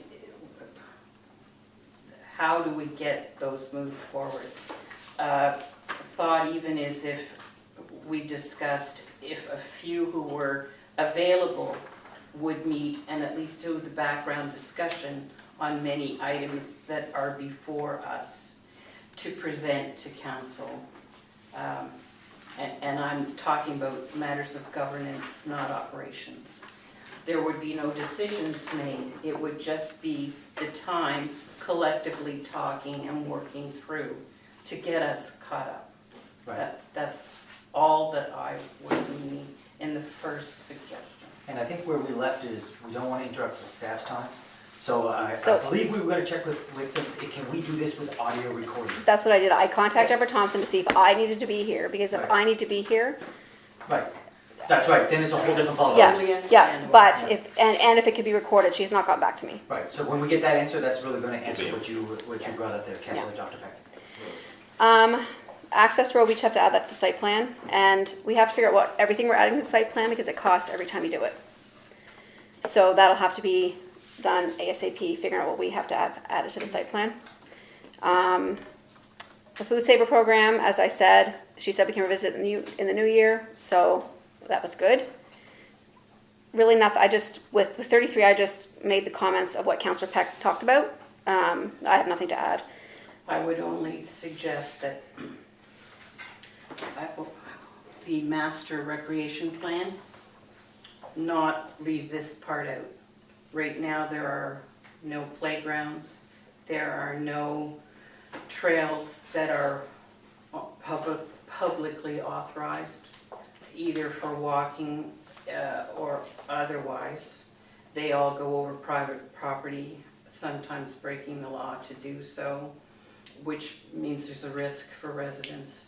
There are no service clubs, there are no meeting areas in Ward 5. So to me, this would be at least an effort to get a start at a authorized walking trail. So if it just didn't get lost when you're thinking about a master plan, it'd be Okay. great. Anything else to talk about on this page?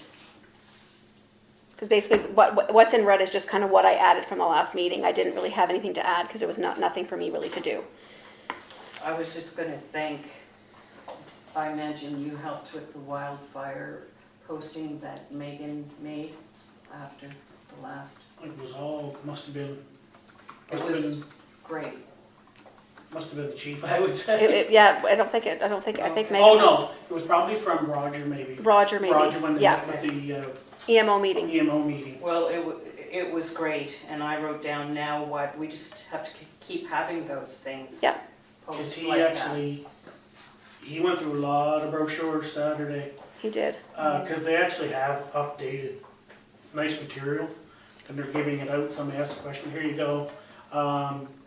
My kids are selling firewood at the end of my dad's driveway, and he's giving me cards with the burn line on it. But the thing I learned on the weekend for Roger was, that burn line's been around for like 20 years. Oh, yeah. 20 years. So, to me, it just wasn't pushed by them enough to. But now, like I was telling them down there, it's something that now everybody's going to municipalities, it's something that we should be posting on our website. Yes.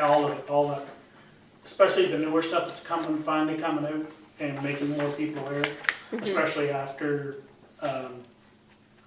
Nova Scotia. So the more that can.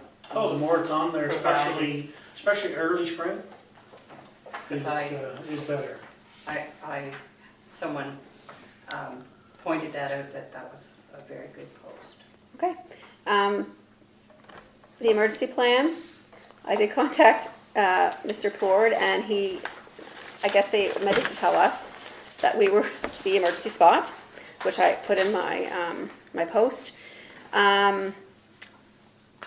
They took 550 information sheets and put them into the student backpacks for Buoyant, and we've now had 125 people sign up, which is That's awesome, sorry. which is That's better exciting. than, yeah, That's it great. it went really well. So we'll maybe revisit that again in September, Please. put them back into the packs, and maybe we'll get more.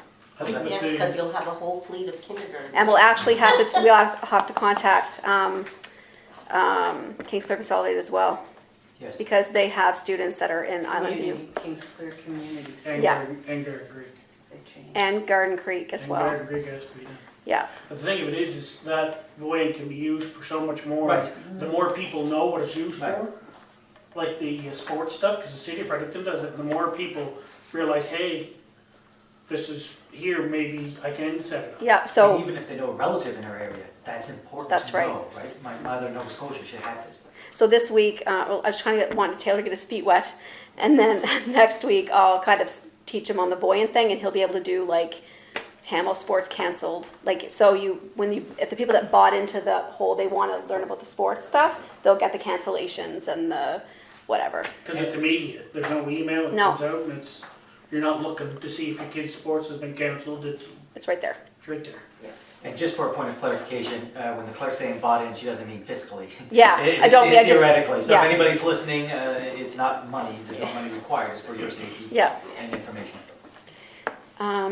So that's it about that. Well, that makes me happy, that's probably the best news I had on one. Anything I'll rest on that page other than the new stuff that we have to talk about? Under 39, remember at the last management session, we talked about having a trail from the sculpture to the existing trail? Yes, we haven't done that yet. So is that, where would we leave that, or where would we move it forward? Or is it just something that we leave, can we meet with Dan? Do we need a motion? Do like Just wondering. if he's just making a path Yeah. from the sculpture to It's not very far. I think he could probably just do that with the summer students. Okay, so I just can leave Yeah. that with you then? Yeah. Okay. So which number was that? 39. It's actually 40. Oh, sorry, Okay. I have 39. Can we go back to 38? Yeah. So there was yet another posting this morning about a theft attempt in Valley View Estates for a car. I wonder, Sherry, if you'd mind taking note for the second sentence there. The residents do not want to report to the RCMP. It's that the residents are nervous about reporting to the RCMP. When I spoke to the RCMP officer for the Keswick detachment, he said they're worried or nervous about repercussions. Because if they report and the RCMP asks them to be prepared to make a, I don't know the language, like an official Report, statement a or report. whatever, then word gets out who did that. And they're nervous about it, so they won't go to court to act as a witness, they won't corroborate. That's what I was meaning. It's not that they do not want to report to the RCMP, they're nervous about it. I don't know if that's the language to use or whether we just take that out of there. Because that isn't the case, it's not. that This they don't- document doesn't go out to the public. Okay. This is a document. This is an internal document. It can be a tippet though, so. Yeah. let's Yeah. just clarify. I will take it out. Okay. Yeah. Thank you very much. And also wondered where, Mayor Morrison, you're going to invite the RCMP to a management session. How residents can be helped by that communication of council with the RCMP? Is there some post we can make, some announcement that, because right now, the residents in Ward 5 don't see any involvement from council in this issue, which is, I'm trying to find where they shouldn't say that, because I haven't seen any involvement of council with this issue. You've been involved, Well, yes, Yeah, and so- that's been, but I think once we have a meeting with the RCMP, then what we learn, we can pass on to the residents. We can either put something in Handwell Herald, we can put it on our Facebook page, we can put it on our social media, whatever. and Or get it even a out there. mail out, could we have a mailer? I Don't think know. that's possible for that neighborhood alone. Anything is possible, whatever council wants to do. We have the money in the budget, that's the key. When you're dealing with If we Canada have Post. money in the budget, yes. Yeah. Holly? So my question is, when we have presentations here at management session that would be beneficial to the public, should we somehow be either putting it out there prior to so they can attend? We could, these are Or- public meetings, so we could do that, so they. I mean, we could have them at the council meeting. We could. Yeah. But I'm just thinking because sometimes our council's meetings can be long, but I just want the public to be aware that, like, when we did the Food Saver program, it would have been nice for the public to be aware that this program exists and it's something that we are contemplating. And the same as RCMP, if they have some insight, it would be really beneficial for the residents. I'm just Okay. not sure exactly how we go about it, but I think if we can even put it out on Facebook to let them know there will be a presentation, or do we invite them via Zoom? I don't know, can you do that? I don't know, but it would be Could good we for do that residents to over know. Voyant, that would be an announcement that this is We happening? could, but again, it's not gonna hit everyone because Voyant, I'm not sure how many, you know what I mean? Like, Yeah, But if we put. I'm not sure how it many there, people from like Island View have joined Voyant, I said, Yeah, no, I don't. right? So, we could always put that section out under Zoom too, if we wanted to. Susan, you go ahead. Well, all I'm saying is, in the past, we've had problems, like in the industrial park, we've had whatever, various areas. So generally what you do, I mean, if this is a big problem in that ward, I don't know if people are gonna wanna come, I mean, if they wanna come to a meeting, they can come to a meeting, but generally, when we've had a problem, they come, we discuss it with them, or we get in touch with them in one way or another, then we have a public meeting, and then they can all come to that. Agreed. That worked out really well when you folks set it up for. Yeah, and we've had two over the industrial park, so I mean, there's, Have rather than trying to community figure out how you're gonna get people to come to this, just Yeah. make a plan, have a meeting. Have another prepare. public community. presentation. I wasn't around then, so I don't know how you do it. so does it make more sense to have the RCMP at a public meeting as opposed to a management meeting? Well, they could Can we come, do both? well, they could do both, they could come and. We can talk do about both. Whatever we want, because there's probably other issues too. And Yes. then, if we feel it's necessary to have a public meeting, then have a public meeting, I think we should have a public meeting, because, Well, Definitely. you know. because they have to understand the importance of reporting it. That's what I learned the last They have time to, we did. yes. And I'm sorry, but Well, it if really they're made willing open to my have- eyes. I mean, the they last agreed one. to have the one, I mean, they have to agree to come. Yeah, they have to agree if we want to have a public meeting. It's up to them. It's up to them. So if they, I mean, I'm that- sure they would accommodate a public meeting I'm if pretty one was sure they would, requested. too. Why couldn't it be applicable to the entire rural community, Of course it would. not just? No, you'd have to have it open to everybody. Oh, it would be, and that's, yes, thefts are happening everywhere, Yeah, so. but as the RCMP officer from J Division said, he thought we were crimeless. Looking at the stats, nobody reported anything. That's right. And that was the problem, and he literally thought we were the safest community ever when we wasn't. Councillor Kraus and I were just discussing his sidebar, saying that we see it on Facebook all the time, but it means nothing in the RCMP database. It doesn't, they don't follow that. They No. don't. And Well, ergo, yeah. ipso facto, it's safe as hell, we don't need to put resources there, let's put it where it's needed, and that's the difference. And that's why I think a public conversation will go a long way. Yeah. Thank you, Deputy Mayor, that's a great idea. Tim, did you have something to add to that? I think we've covered it now. Okay, great. So do we want to engage the RCMP to plan a public meeting?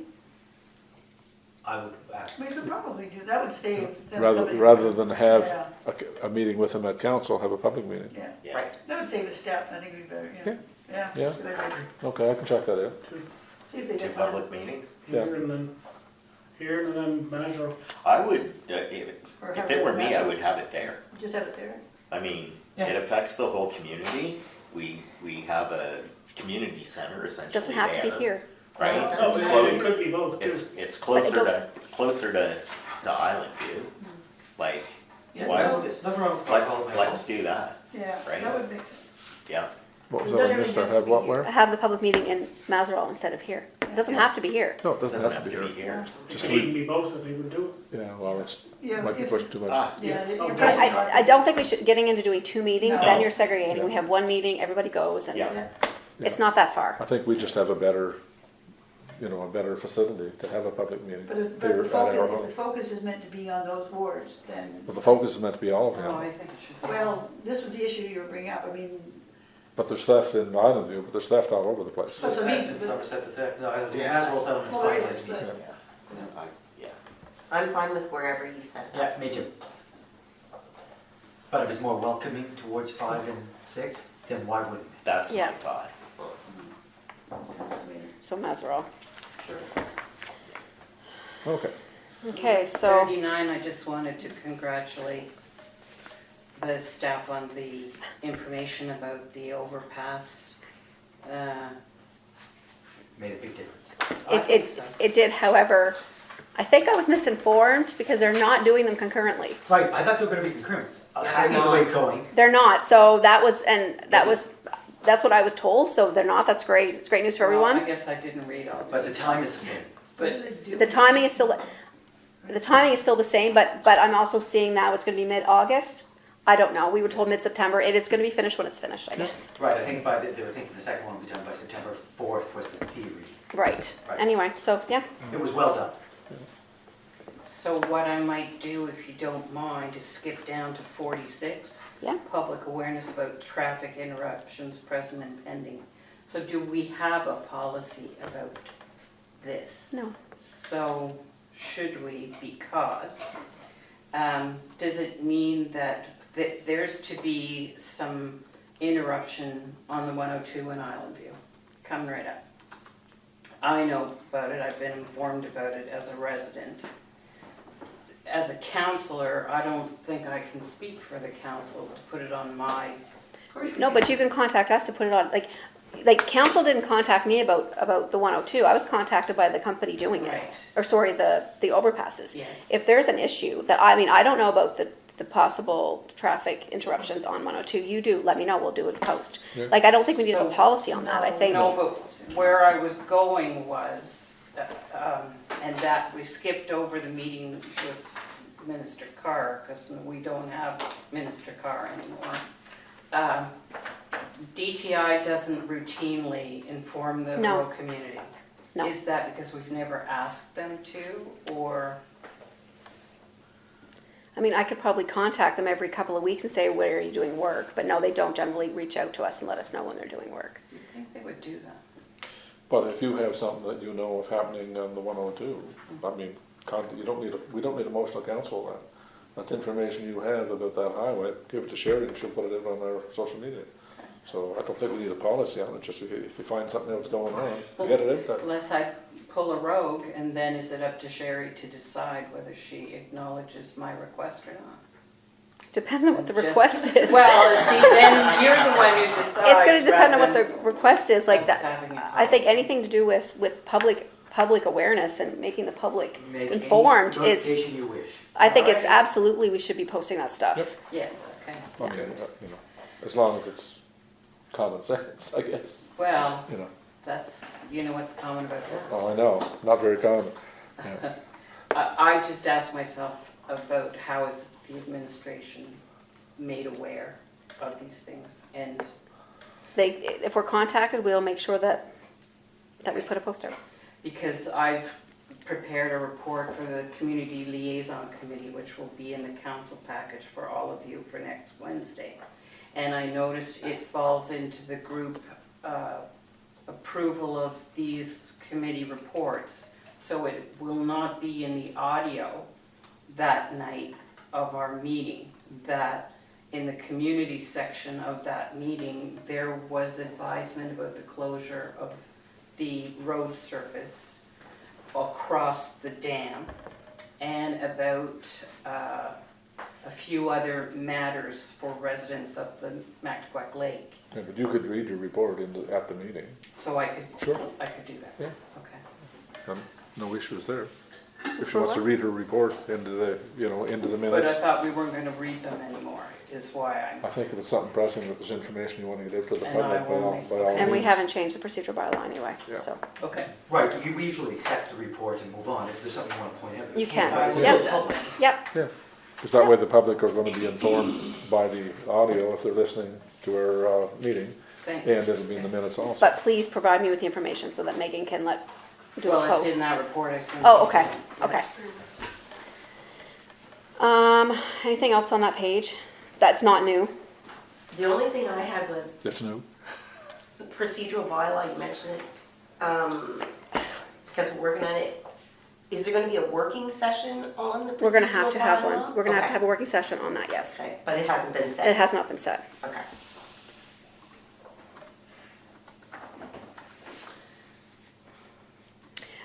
44, you all were provided with the report from, it was actually Jarrett, because Jarrett was here when the report was asked. He did a pretty good detail of what's been going on here.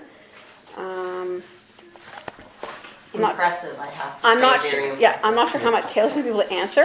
He was, you know, brought up to speed with everything that has been going on. I don't know if there's anything really discussed on that. No, Unless you this have was any. great, thank you. It was very well informed. I hope this turns out to be a standard. Sorry to put the pressure on you. Taylor can write a report. Sorry? Just a heads up. Taylor can write a report. No, I thought Dan's report was good also. Yeah, and then- I found yep. it very helpful. Would those be regular quarterly things every? We can do it that way, absolutely, yeah, I think it's yeah. very valuable. So we're gonna go, do you want them quarterly I would prefer them. or monthly? Monthly, Okay. myself. Okay, yep, I'm perfectly I'm fine. down with that. okay, so I'll make sure they do a monthly report. Perfect. Because I had no idea about the summer program at all. Yeah, me too.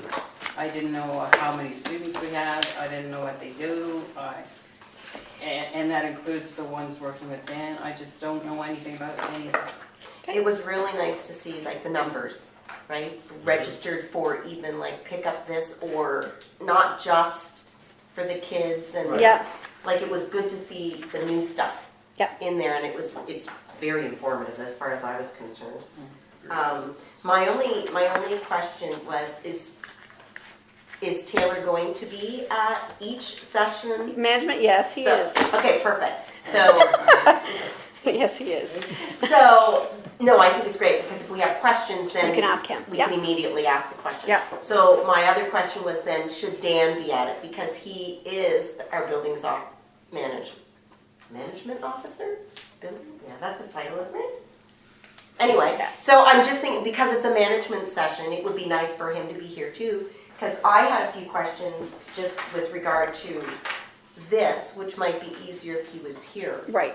Right, so I was thinking, like, when he was talking about the water issues in the park, is that something that we need to budget for example, yeah. for next time? Or is it something that the students and himself are going to be able to mitigate? And it's just things like that, so I was just kind of wondering if he should be here as well. I think it'd be beneficial. Okay, yeah, And if it works that they have their reports at the beginning, so they don't have to stay and I was thinking. listen to all of this. Right. That might be easier for Just them make it a as little well. easier than emails. Right. yeah, okay, If I'll he make gets sure. 12 emails and you know how busy Dan is, he's not gonna see them. That was the one thing on his report, that they're busy, like, and I don't know how he's gonna manage all of the infrastructure that we now have without students around at the end of August. Yeah, I do have one question about Dan's report. We're going to be talking about that now. Is that what we're doing? Sorry, I was just. if I can answer it, yeah. Yeah, you probably can't. That's fine. I just want to note that he's saying he's trying to fix the radar sign that was on Eaglewood. However, I'm still seeing the solar panels still standing on the Eaglewood sign, so maybe we should take that whole thing down. And I want to make sure that I'd be happy to jump in and help if that's something that is required. Somebody just has to reach out. Okay, where am But I I? feel, Dan, to page 2, it doesn't really matter, it's the second paragraph, or the third paragraph, fourth paragraph technically. I removed the radar signs on Eaglewood.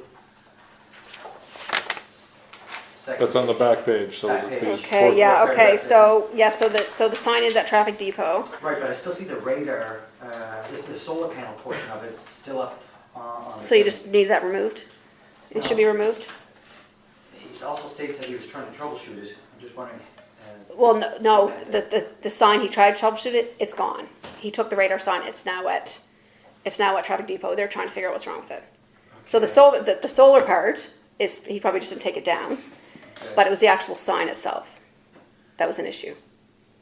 Okay, there's a lot more unanswered questions that you'll never. You know what, get to I can't even ask her. answer you, No, so maybe that's- just shoot Dan an email, I will, there's obviously some confusion going on. and he can help you. I appreciate it, thank you. So I have one for Taylor, sorry Taylor. Yep. I didn't mean to jump forward. Anyway, the Sizzling Summer Social. Yep. I was just wondering, actually, do you need volunteers? That is a great question. I would imagine so. I'm not sure, because, and I'll tell you, I'll jump in here for the reason why, because the henna, glitter tattoos, face painting, it's like all of these things are done by the people. So the bouncy castles, Party Perfect, dealing with it. They have the volunteers for that. Live entertainment, dealt with. Petting zoo, she's under control of that. All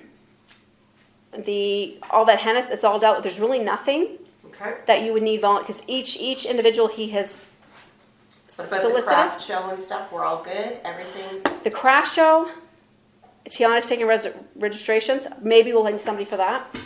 We'll have to talk to Tiana and see what they Yeah, what they chat what they with her. envision for that. yeah, I Um, wasn't sure how it was running, if they were gonna provide all the personnel. So that's why I asked if you needed volunteers. Yeah, you may have to ask Tiana about that because I'm not sure about Yeah. because the summer craft show really is the only thing Right. that we are doing. Yeah. The rest has been outsourced. And right now, volunteer with a table.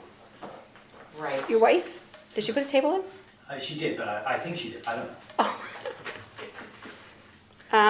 Yeah. So The other thing, I think it was in here where he mentions about pickleball at one point. yes. I did mention to him that there were small grants available. Okay. If you did at some point want to run, like a learn to, Yep. and like get somebody from Pickleball New Brunswick, kind of pay them a stipend, but also get the nets, the rackets and everything else that we're going to need. There is there was grants available, so you might want to check into that. Will And do. then- And tomorrow, it's loosely coordinated, I gotta call him in the morning, but the president of the Fredericton Pickleball Club is gonna bring a net out that he sources from a company out in BC, portable nets. Just want to reach out to him, kind of get his opinion, because I mean, we can go on Amazon and buy whatever, but in the past, I think, that's kind of come to hurt us with equipment, so I just want to. Professional gear for professional Yeah, stuff. I just want to do it right, and he's got a few models he's been gracious enough to potentially bring out, or I'll go meet him tomorrow, and he's offered his services to do a learn to or how to pickleball and everything like that, so. Oh yeah, it's awesome. Yeah, I'll check his registration, see if he's got his coaching certification and stuff, if that's the case. Perfect. Oh, yeah. Yeah. he is. Awesome. Yeah, talk to me, you're off about it today, so. Okay, perfect. And the only other question I had, and I don't know if, maybe Sherry, you might know the answer. So the recreation survey yep. That'd be good. results, I mean, it's great that we had 156 people in Hanwell respond, but not many from Kingsclear or Islandview. So I was just wondering if it had been Is it? put out on their social media platforms, or was it just put out on? Does it specify just not upper? Does it specify? I thought it was There's Hamwell. Responses here, there's like 26 from Upper Kingsclear. Oh, yes. 6 from Islandview, 4 from Yopal. Um, So that was my only concern, is that I'm not sure how representative well, we can always repost it. it is, that's Yeah. all. How does Yeah. the That was survey put out work? on the Facebook platform, wasn't it? Yeah. Yeah, and I can't remember where I actually filled mine out, if it was on the Upper Kingsclear one, or if it was through the Ham. Yeah. So my statement about that's not correct. My comment about that would be, the posts that come, especially now about the sizzling Summer social. summer social, are sometimes twice a day. And I know for a fact, many residents don't know who Megan is, and they've blocked her. All of the things that come through her are blocked. So I don't know how we deal with that. They just don't know who she is. There are all these things they can't relate to. Unfortunately, That's- yeah. Unfortunately, in And- order for us to share, we can't. the way the platform is, I can't share. I can post up on the Hamel Rural Community page.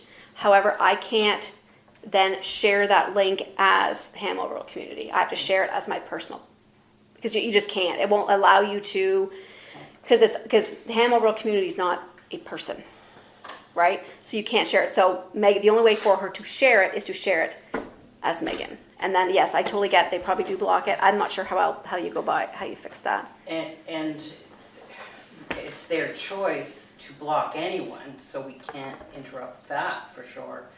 But that's the reason, they don't know who she is, and they find it so repetitive and so frequent that they've blocked it. Could someone just tell them who she is? But who does that? So this is on, I'm a little confused. So Facebook. The Island View This page. is on Facebook, on the Island View page on There are Facebook, two or she the? posts to in the Island View area, Okay, yeah. okay, so maybe this is a case And of she posts education. to Upper She gets all of Kingston. us, yeah. I mean, we can educate the residents of Upper Kingston Island View to go to Hamel Rural Community for information. Right, Well, and so can- one of the administrators of one of the Island View sites came on and said, people are seeing all of these repostings from Megan, essentially is what it was. I encourage people to go directly to the Hanwell Rural Community page. So we That can, was several weeks so ago. we can stop posting on those pages. Well, I don't know if that's the idea. I'm just Yeah. answering the question about why there Why they're weren't not responding. more responses. Yeah. I don't know if it would be helpful at all. In other contracts I've held in the past, like Sherry mentioned, there's no workaround for it. Like you have to share from your personal profile. I don't like that because I've been in pages like with people I don't know. So one workaround I've done is you can actually, and it's one extra step, create another profile, and Megan could have it as Hanwell Rural Community Admin. And so when it gets posted to that, instead of it saying Megan or Taylor or Sherry, it'll come up as Hanwell Rural Community Exactly. Administrator. Like I was as councillor accepted or Pat accepted. I choose Okay, that. all right, That so, would be great. okay, so Taylor, you're gonna make yourself a new profile, because a lot of this stuff is recreation. Yeah, will do. That would be great. There you go. And I know it's good to keep posting and posting. That's a regular habit, so it stays at the top of the feed or whatever you call it. Whatever, yeah. But maybe every But other. that is Well- a good point. There's certain people that you see taking over, and it's hurting her reputation, sadly, because. 'Cause they don't know who she is, yeah. Yes. So yeah, so Taylor will take on that. Well, I find the social media stuff's getting like your mailbox now. When you get ads, they go to the garbage, so they don't even skim over that stuff now. They're just not even, it could be the most important thing in the world, and they're just gonna say, it's another thing on Island View page. Yeah. Which is unfortunate, because it is a tool for us to use to educate, but So is mail. Perfect. they don't go to the mailbox anymore either. That's right. so Taylor can just share that login so that it becomes a Hanwell Yep, login, so that, right? So Yeah. I'm thinking of, That's what I as was. people That move works. on, right? yep, that Yeah. works. I mean, that can be too, Hanwell Administration, Hanwell Recreation. It's not like it's. Yeah. Right, Yeah. but you wanna make sure that it belongs here, Right. right? And it's not just housed with Taylor. Right, the username and password's with the Taylor, clerk. right, That's so. Yeah. Okay, so, perfect. Anything else? I know, Councilor House want to talk about committees? Yes, but before that, And I talk about the number 45. can I just go back to number 43? The dead tree hasn't been removed, so did I they thought it give was you a- removed. Nope. The one at the very beginning was, I saw that today, that it was gone. Oh, is it? Yeah, it's last As of week. today? Well, I noticed it today. I don't know when. they did Okay, it wasn't when I drove by there the other day, so that's why I was saying. So, are the Uh-huh. trees removed? Because I was told the trees were removed. We'll have to verify which one. Is it the one right out towards 640? It's right on the corner. Oh, sorry, my bad. No. So this is kind of a two-part answer. Yes, there were, The trees from the park have been removed. DTI, I don't know. okay, that was the Yeah. one I was concerned about, yeah. Did they, I was just wondering if they gave a timeline. They did not. Okay. They did not. Good So, enough. so were you talking about the DTI tree or the trees here? See, now I'm confused, I'm talking about the one on the corner of Somerset and 16. That's the DTI tree. Okay, that's gone. Yeah. Oh, it is Oh, is gone. it gone? That's gone, yeah. As of today, then? The one as you're coming into the right there. The big, Yes, big Okay. bloody one that we the used to. huge one. Okay, Good perfect. to It's know. gone, perfect. So I can remove Okay, this. yeah, you can remove it. Okay, perfect. 45? So, after listening to Mr. Forbes, and he's very helpful in what he said about what PrAC is and the bylaw governing it and so on, I hope you will understand why I've said I would do this, because it's for the residents of Valley View Estates that I am speaking. They asked me to do that because, and even in his description of the process, there's really no way for the residents then to be involved with rebuttal or feedback to council after a decision is made. So they've asked if I would read a paragraph from the appeal that they will be submitting for the sawmill file. So is that okay if I do that? on Is the- that something you want to do here or on council? I do it at council. So it's recorded. Mm-hmm. Yeah, you might wanna wait till the council meeting. And It's then it submitted gets, for it goes record. into the It minutes. goes into the record then. I see. Yeah, read I it mean, at council. it'll be into an Well, audio I record. said I would do it this evening, so we have an audio of this that's gonna go But out. do it so this there evening, and you might So you wanna do do it at both? the council meeting Okay. also. That way So it's- this is just a portion of the appeal, but the rest would be submitted or has been submitted in the normal process. So this is the representative of the neighborhood. I requested a copy of the actual motion that was passed by PrAC and was told that only the, I just saw it. Have I got my Yeah, see windows it up? too. well, I'll talk fast in case the power goes out. We got a generator, you're all right. That only the original planning officer's recommendations were passed and not the addendum that was issued by the Capital Region Service Commission. This addendum had certain terms and conditions that were prepared after consultation with the Hanwell Council and residents' concerns. The first appeal focus then is these addendum conditions should be included as part of the approved application.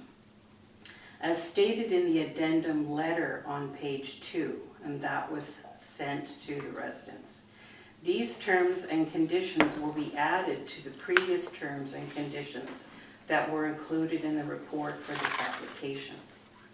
Whereas this meeting was held on Zoom, it was very hard to know what was passed and what wasn't.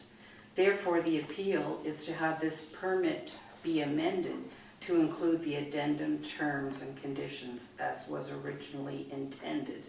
Perhaps the mover and seconder did not know that these additional terms were not included, as there was little or no discussion on them. Also, to my knowledge, none of the residents who had submitted comments received the final passed resolution, which would have been good for them and good public relations. The 10-day calendar limit for appeal, which was over a long weekend, is very tight guidelines when you do not even have the final resolution. So that's the part I told them I would read for you. And may I add to that, thank you for sharing that, but this is, my questions towards Mr. Forbes here today was about that. We are nothing more than monarchs. We have no rights, we have no vote. In fact, the only person who has any say about Hanwell's community is Deputy Mayor Jonah. Thank God at least somebody on the committee's on the PrAC. Because we have no authority. What the heck is our point? We're not allowed to speak at an event. We're not allowed, all we can do is listen, listen, listen. We're practically a monarch, and I think there's something wrong, and I think we have to address this at some level, because there's a reason Fredericton says no to staff. There's a reason New Maryland says no to staff. There's other reasons too. There's a reason we're around the board so we get a representation outside the room to bring in perspectives of others. So to this point, I feel like there's a huge hole in the PrAC and our issues. I respect the role, I understand the role, and I appreciate them sharing information. But there's a lot of issues that I think that has to be wrapped around the table that we should have we deal with a lot of people on any given day. We're supposed to represent a lot of people on any given day, and we've been withdrawn from this. So I'd like some point somehow to be able to talk about this externally, that there's some power put back to the people. Well, Because the people really, have the it's different power when it one. comes to zoning. All he's talking about is variances. Fair, Yeah. but variances are important. Yeah. Go ahead, Sue. I'd like to point out that when you're talking the city of Fredericton and you're talking New Maryland or Moncton, as he pointed out to you, they have their own Right. PAC. So therefore, in their case, the PAC does make that decision. The PAC is actually not members of council necessarily. It's members of the business community, it's members of the public, along with some staff. And so when they have guidelines they need to follow, that is why you have PrAC, and that's why you have these PACs, is to keep councils and political decisions out of planning issues. It's, That's well said, okay. So I didn't realize that, I thought PAC you said? yeah. PrAC. Well, Yeah, talk about two. Fredericton if I would. Planning Advisory Committee, ours has their. So their council can't supersede PAC, Correct. Correct. so this is universal. That was the question I asked. And they're not allowed to ask, their councils are not No. allowed even talking to them. Questions or nothing. They can, probably, I've never. They can make comments like we Make can make comments. comments. Well, we're not allowed to make a comment, he just said we get $60,000. No, the stuff comes to us and then we can make comments. We made comments, there were comments that came out of that meeting. But they were not recognized at all. I went back and listened to the No, I made the audio motion, I know you recording. weren't.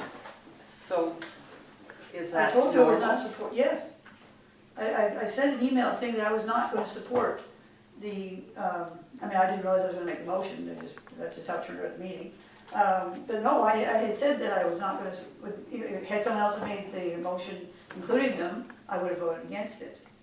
I told them that those were political decisions, those were not decisions necessarily, in my opinion, and obviously the opinion of PrAC, is that most people, I think there were 2 that voted against that motion, if I remember right. Like I say, actually at that meeting, there were 3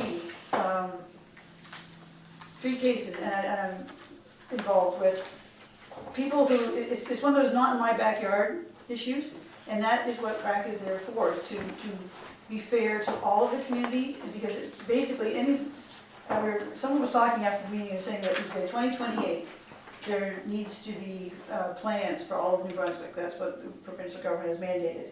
And at the rate people are going, because people are moving from town, they're moving from other places, they're all moving out to rural areas, and before you know it, there's going to be no place to have a farm, there's going to be no place to have a gravel pit, because everybody doesn't want it in their backyard. And that is what the Service Commission does, this is what the staff at the cities and whatever do, is land planning for the good of the community, not for the good of you and for the good of me. Like, you know, that it's meant for the good of the community.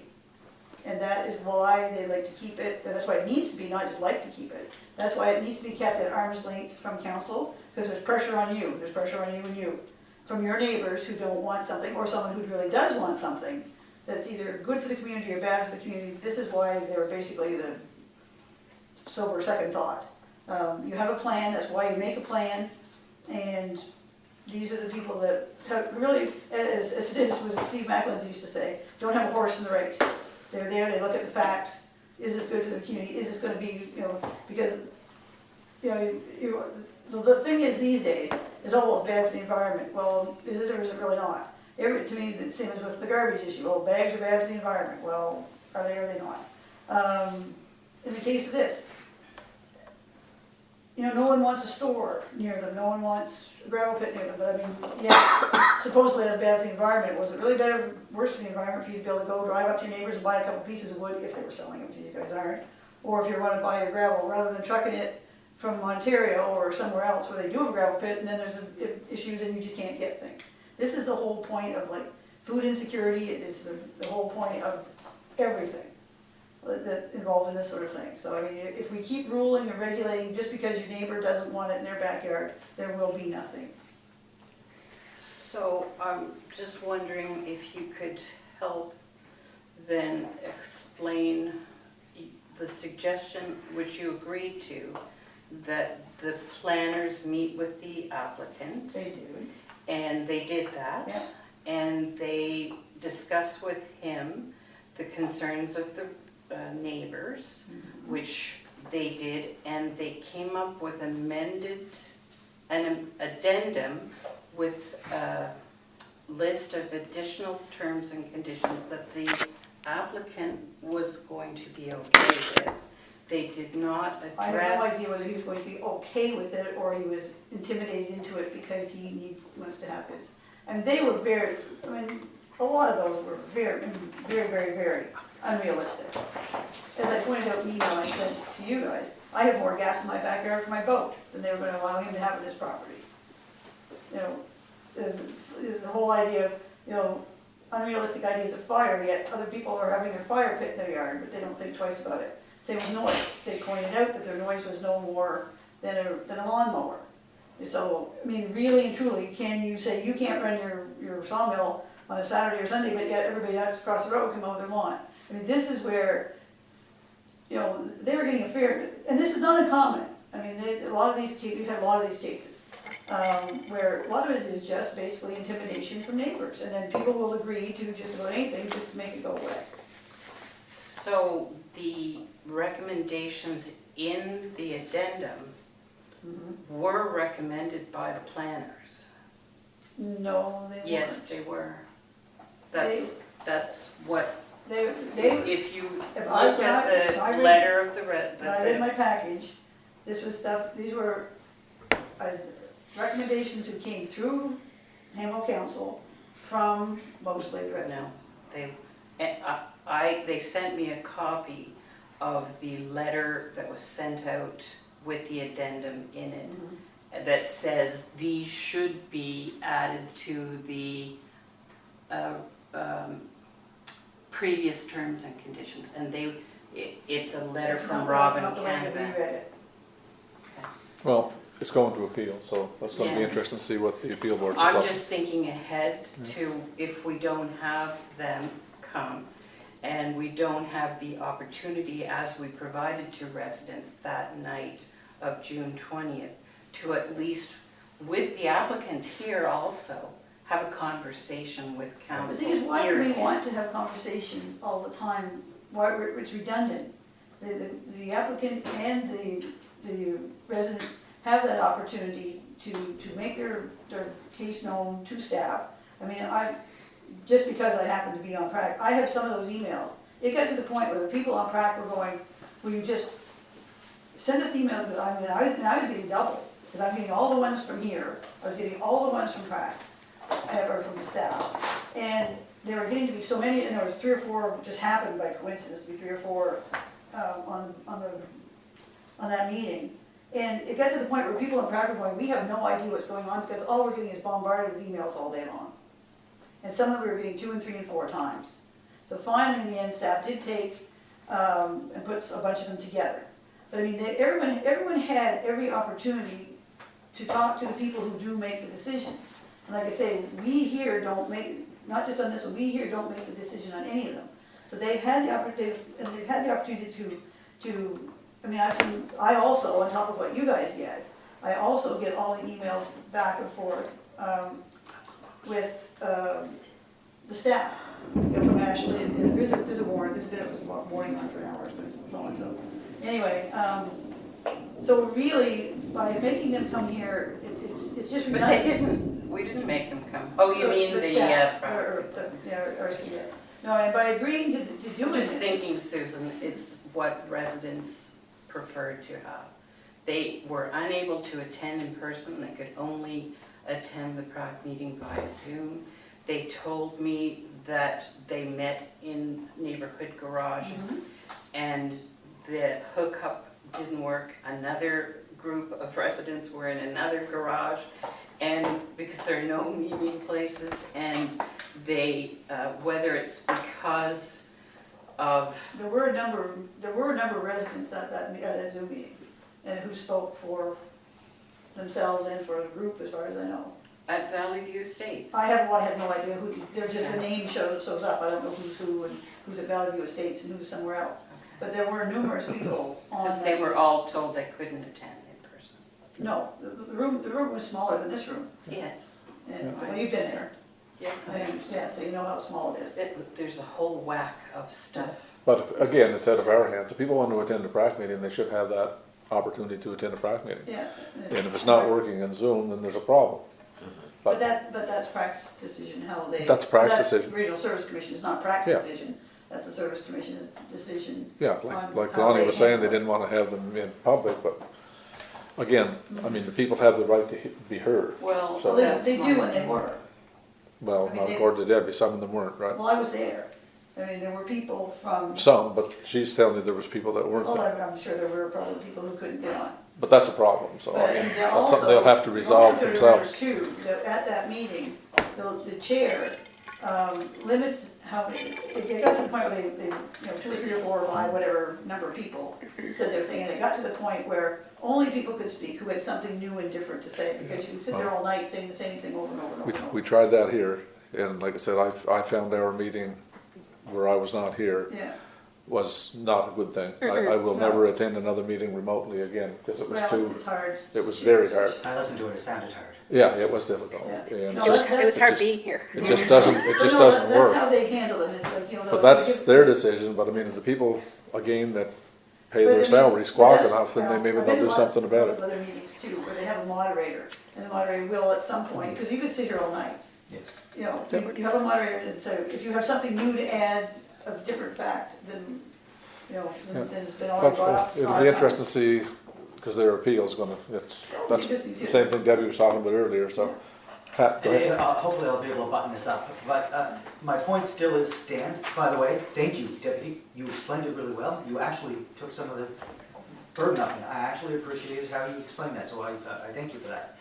But my point's, and I don't know how we fix it, but they didn't get to hear us represent all the people who are talking to us. And that's what really upsets me. If I'm supposed to be the voice of the people, in theory, the voice of, let's say, 7 people, 10 people, 10,000 people, whatever the number is, it's inconsequential, and we can't communicate it. I don't know how we get through that part, because But you did get to communicate it, you sent her, the report was sent in. they heard a truncated argument of what it was, Well, and I'm supposed to truncate what other people are doing. And I appreciate your point, and I don't want to beleaguer it, but it's, I still feel like there should be a way that we're engaged with PrAC directly. Go ahead. Yeah. But we are engaged with PrAC by making comments. Yeah. We have an opportunity, either when they present it to us here, Robin brings it, or when they send it out in paper. You could contact them directly. We get that opportunity to send, council gets the opportunity to send comments So I back. can talk to them myself. Yes, you don't have to go through me. I just don't have to do it through that, so the only thing is, I can't do it through that committee, you're saying, so when they're all meeting, I can't talk to them. No, Can't. but if you want to sit. But you can express your comments back. When it comes to council, you have an opportunity to give comments back. And that's where you should do it. Go get 'em. Is there a pup in your car? Yes. Oh, by the Jesus, go get him. You may not be very happy right now. Yes, Tim. You see thunder So- before. So I think, I mean, I don't disagree with what you're saying, but this isn't our mandate, right? The legislation says that PrAC makes the decision. We're a commenting agency like any other commenting agency. I mean, I've lived this in previous lives where I've been on the commenting side, right? And so, I mean, I think the only thing that distresses me a little bit with this is the fact that I think, like, we're back to no masks and we're on to that. I think, you know, maybe we could suggest to Capital Region Service Commission that it's time to do in-person meetings again. Well- Or a hybrid, Combination, yeah. right? So that people can come in by Zoom if they're comfortable, but, because I think people have the right to Sure, be I there, think so. and they should be able to be there in person if it's possible. And when Lonnie said that they used to do it that way, by having it at a hotel, Yeah. there's no reason in my mind why they Okay. can't do that again. Agreed, that actually goes a long way. Well, that's where he said that the method of having meetings now is preferred by Zoom. Well, that doesn't do the residents any good that can't contact them by Zoom. Correct. So that's a problem that PrAC is gonna have to deal with. Because, I mean, people have the right to be heard, and if they can't get through on Zoom, it's very unfair. I agree 100%. And I think we can, we can express our concerns to our SC11 on that. I think all of the municipalities, I mean, they're working for us. Right. If we want our people to be heard, they want to be able to be heard in a way they can be heard. That's Well only said. fair. Thank you, that goes a long way. So I think that's what we gotta Can put, you write a letter to them? sure, Thanks. yeah, I think that's a good idea. We'll And just- on that point, that yes, they are working for us, we are paying a significant Yes. amount Yeah. of money. Right. Our budgeted Yeah. item for that is a significant amount. At some point, not tonight, I would like to have a discussion on Me too. the pros and cons of maybe having our own But even our own planners planners. are gonna. I know we still they're have to gonna- deal with PAC. No, they're still gonna have to follow the act, and that's Yes, what I they're. know that. Well, but they and would I'm be- okay with that act. Me too. And following the rules, I'm perfectly happy, and then Anyway, But they're I hate not- to tell people it's 9:45. I know, but they're not planning Hanwell rural community. They are like, they get an application in or whatever and they look at that. What I would like to see is somebody that's for us, dedicated to us, that is going to help us plan for the future in land planning. That's what but that's not a discussion for tonight. No, Just moving on. yeah. Maybe someday we will have our own planner, and our own bylaw officer, and our own zoning officer. And I think we should. Yeah. Anyway, all in due time. Okay, Where are so we I'm at? gonna quickly move on then to the committee report. Is that where we're at? Yep. Committees, yep. Yeah, okay, so the reason I'm bringing this up, the multitude of reasons. A few of them have been that I've been asked by residents when the committees are meeting, what the schedule is like, who the chairs are. I have no answers for any of that.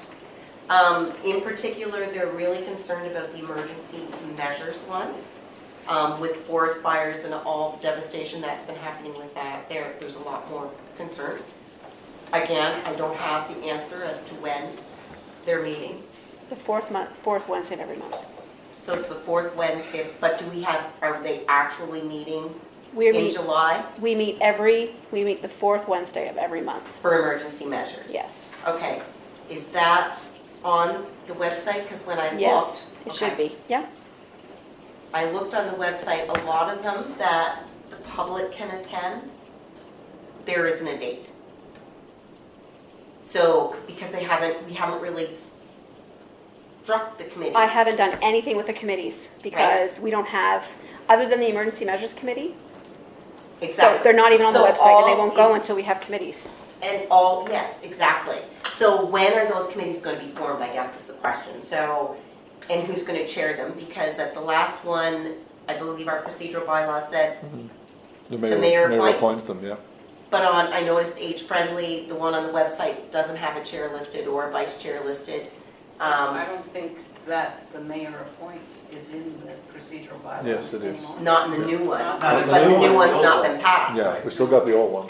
So So- until the new one is passed, we have the old one we have to follow the old one. So, My question is, when are we going to do this? Because we need to get our committees up and running. And the reason I'm asking this is I was given notice that the New Horizons for Seniors program is opening up within the next couple of weeks. okay, so why don't we put it on the next council meeting? Can we not figure this out for next week?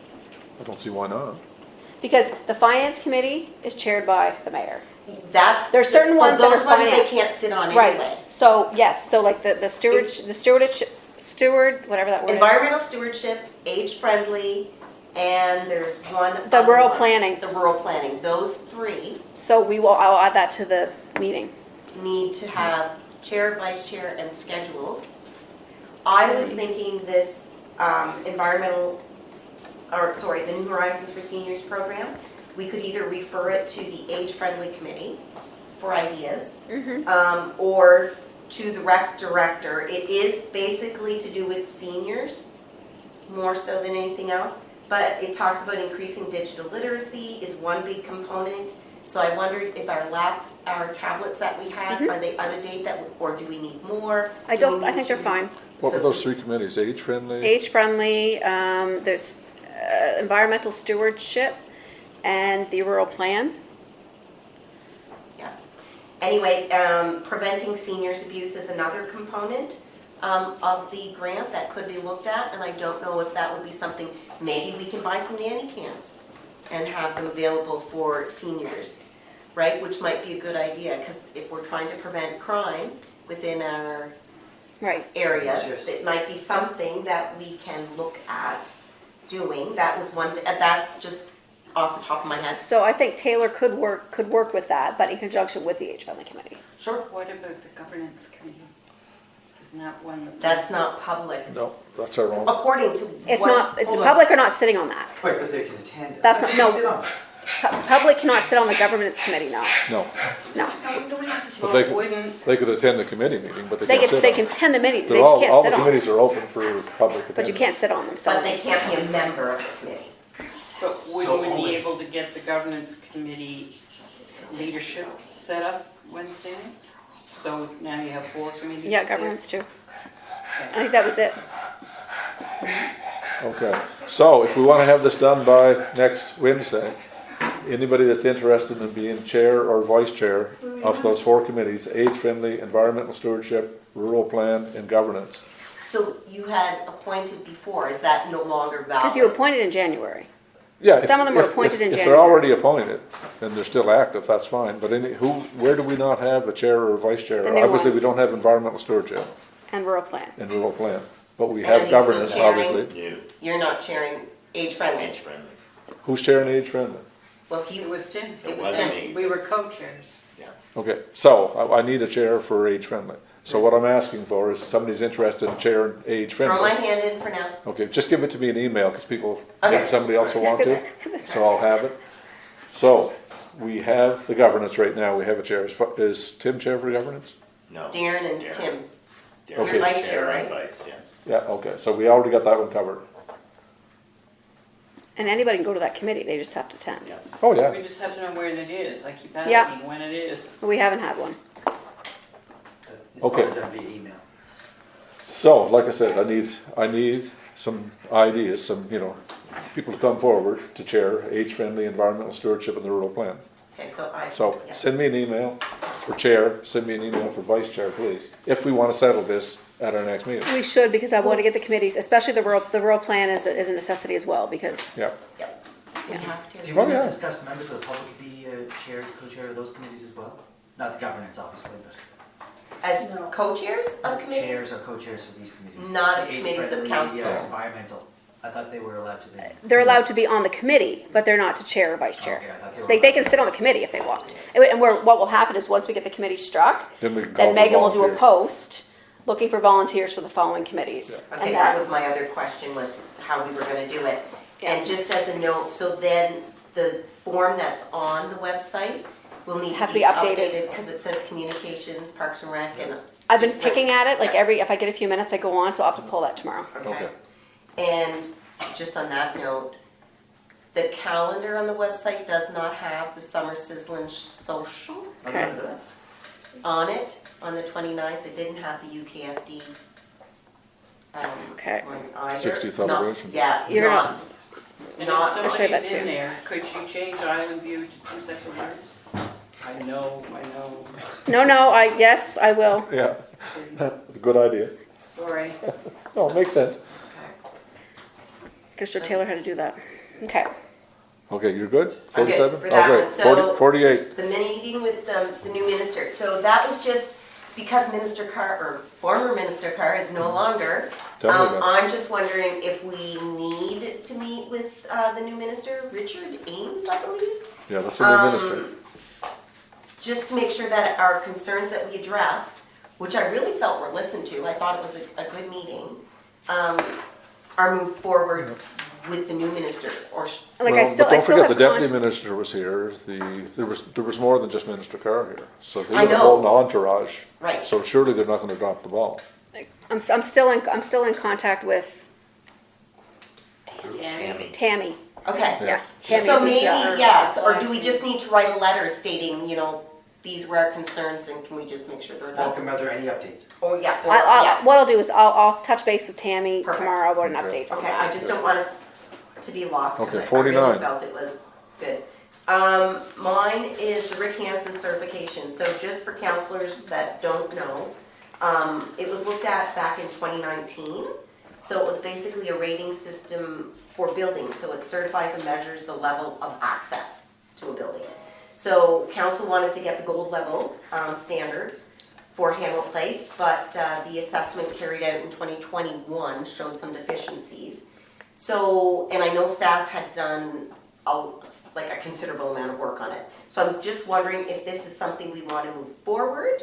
Is it possible that the New Horizons for Seniors program grant could be used for the deficiencies that we looked at or registered?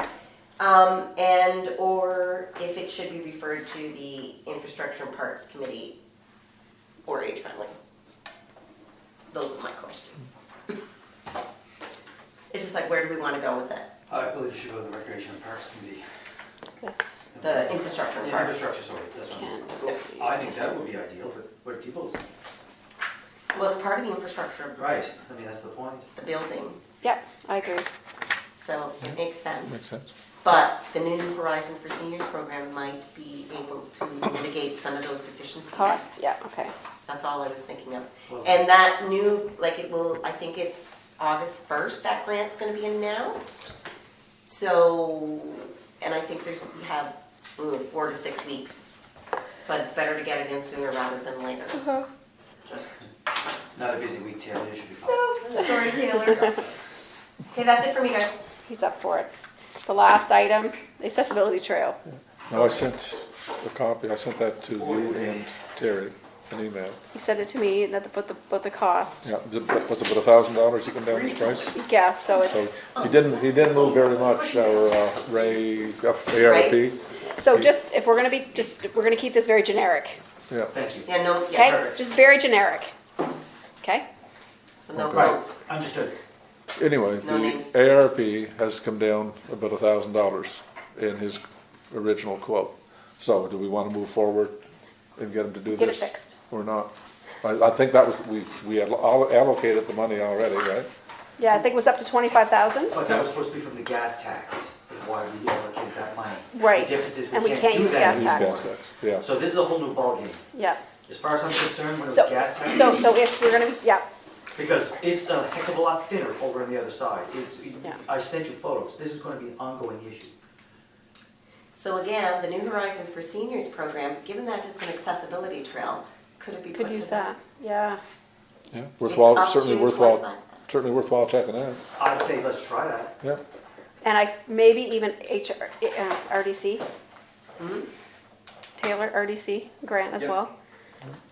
My thought is that keeping in mind residents' concerns and residents' potential injury, we need to get it fixed. The money is important to spend. Yeah, So the decision to get it fixed I don't think we have to vote on that again, we already did. Call and say, onward, or what does Captain Kirk do? Proceed or whatever. But unless it was in the budget, Council Beck, I can't see how that can be done. We agreed from the gas tax money, that's what we allocated for to fix that. What are we moving it from? Well, we do have money in our capital reserve, I'm totally ignorant so, to answer your question, because I wasn't around when any of those decisions were made. But I feel council has a liability to address here on behalf of residents who use it and could get injured by it not being properly serviced. let's check with the treasurer to see what the funds are Fair like. deal. If we ripped it up, what's the consequences? We would no longer have a rubberized surface. Right, Right. but it's padded, it's roughed underneath, it's flat. Oh, I'm concerned that we're gonna be spending crusher dust is fine. $100,000 every year fixing this bloody thing. And somebody's gonna get hurt. But if we rip it up, that solves the problem. I mean, I agree, there's gotta be something done. But we spent $250,000 on that trail, it seems a shame to dump it. I mean, it's $25,000 to fix it up. I think we have no choice at this point in time is to fix it up, and Gary's saying we owe it to our residents to repair it. But Just if it's gonna imagine a be, young child running But in the along meantime, we and have to falling. So, I mean, if we We- have that problem every year, this was a problem that happened because of the tractor and the trailer on it. The other side is warranty, right?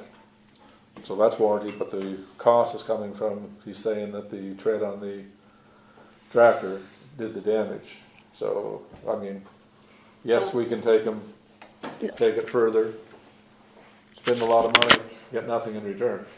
so we've thrown out a bunch of ideas for the New Horizon for Seniors program, so why don't we just take the money out of the capital and fix it? But if we can get money out of a grant, we should see, how long would that take to see if we can get that or not? Yeah, but Well, we don't wanna wait for grant money No. to fix it, cause No. it's already been, the initial issue happened back at, I wanna say the end of May. Yeah, and here it is. So, let's do capital, is my thought. Why don't we talk to our treasurer, find out what. Yes. what I'll find out what's in there. That's what I mentioned earlier. yeah. Rather than surmising what we need to do, and in the meantime. We don't know what we don't know. We don't know, we don't know.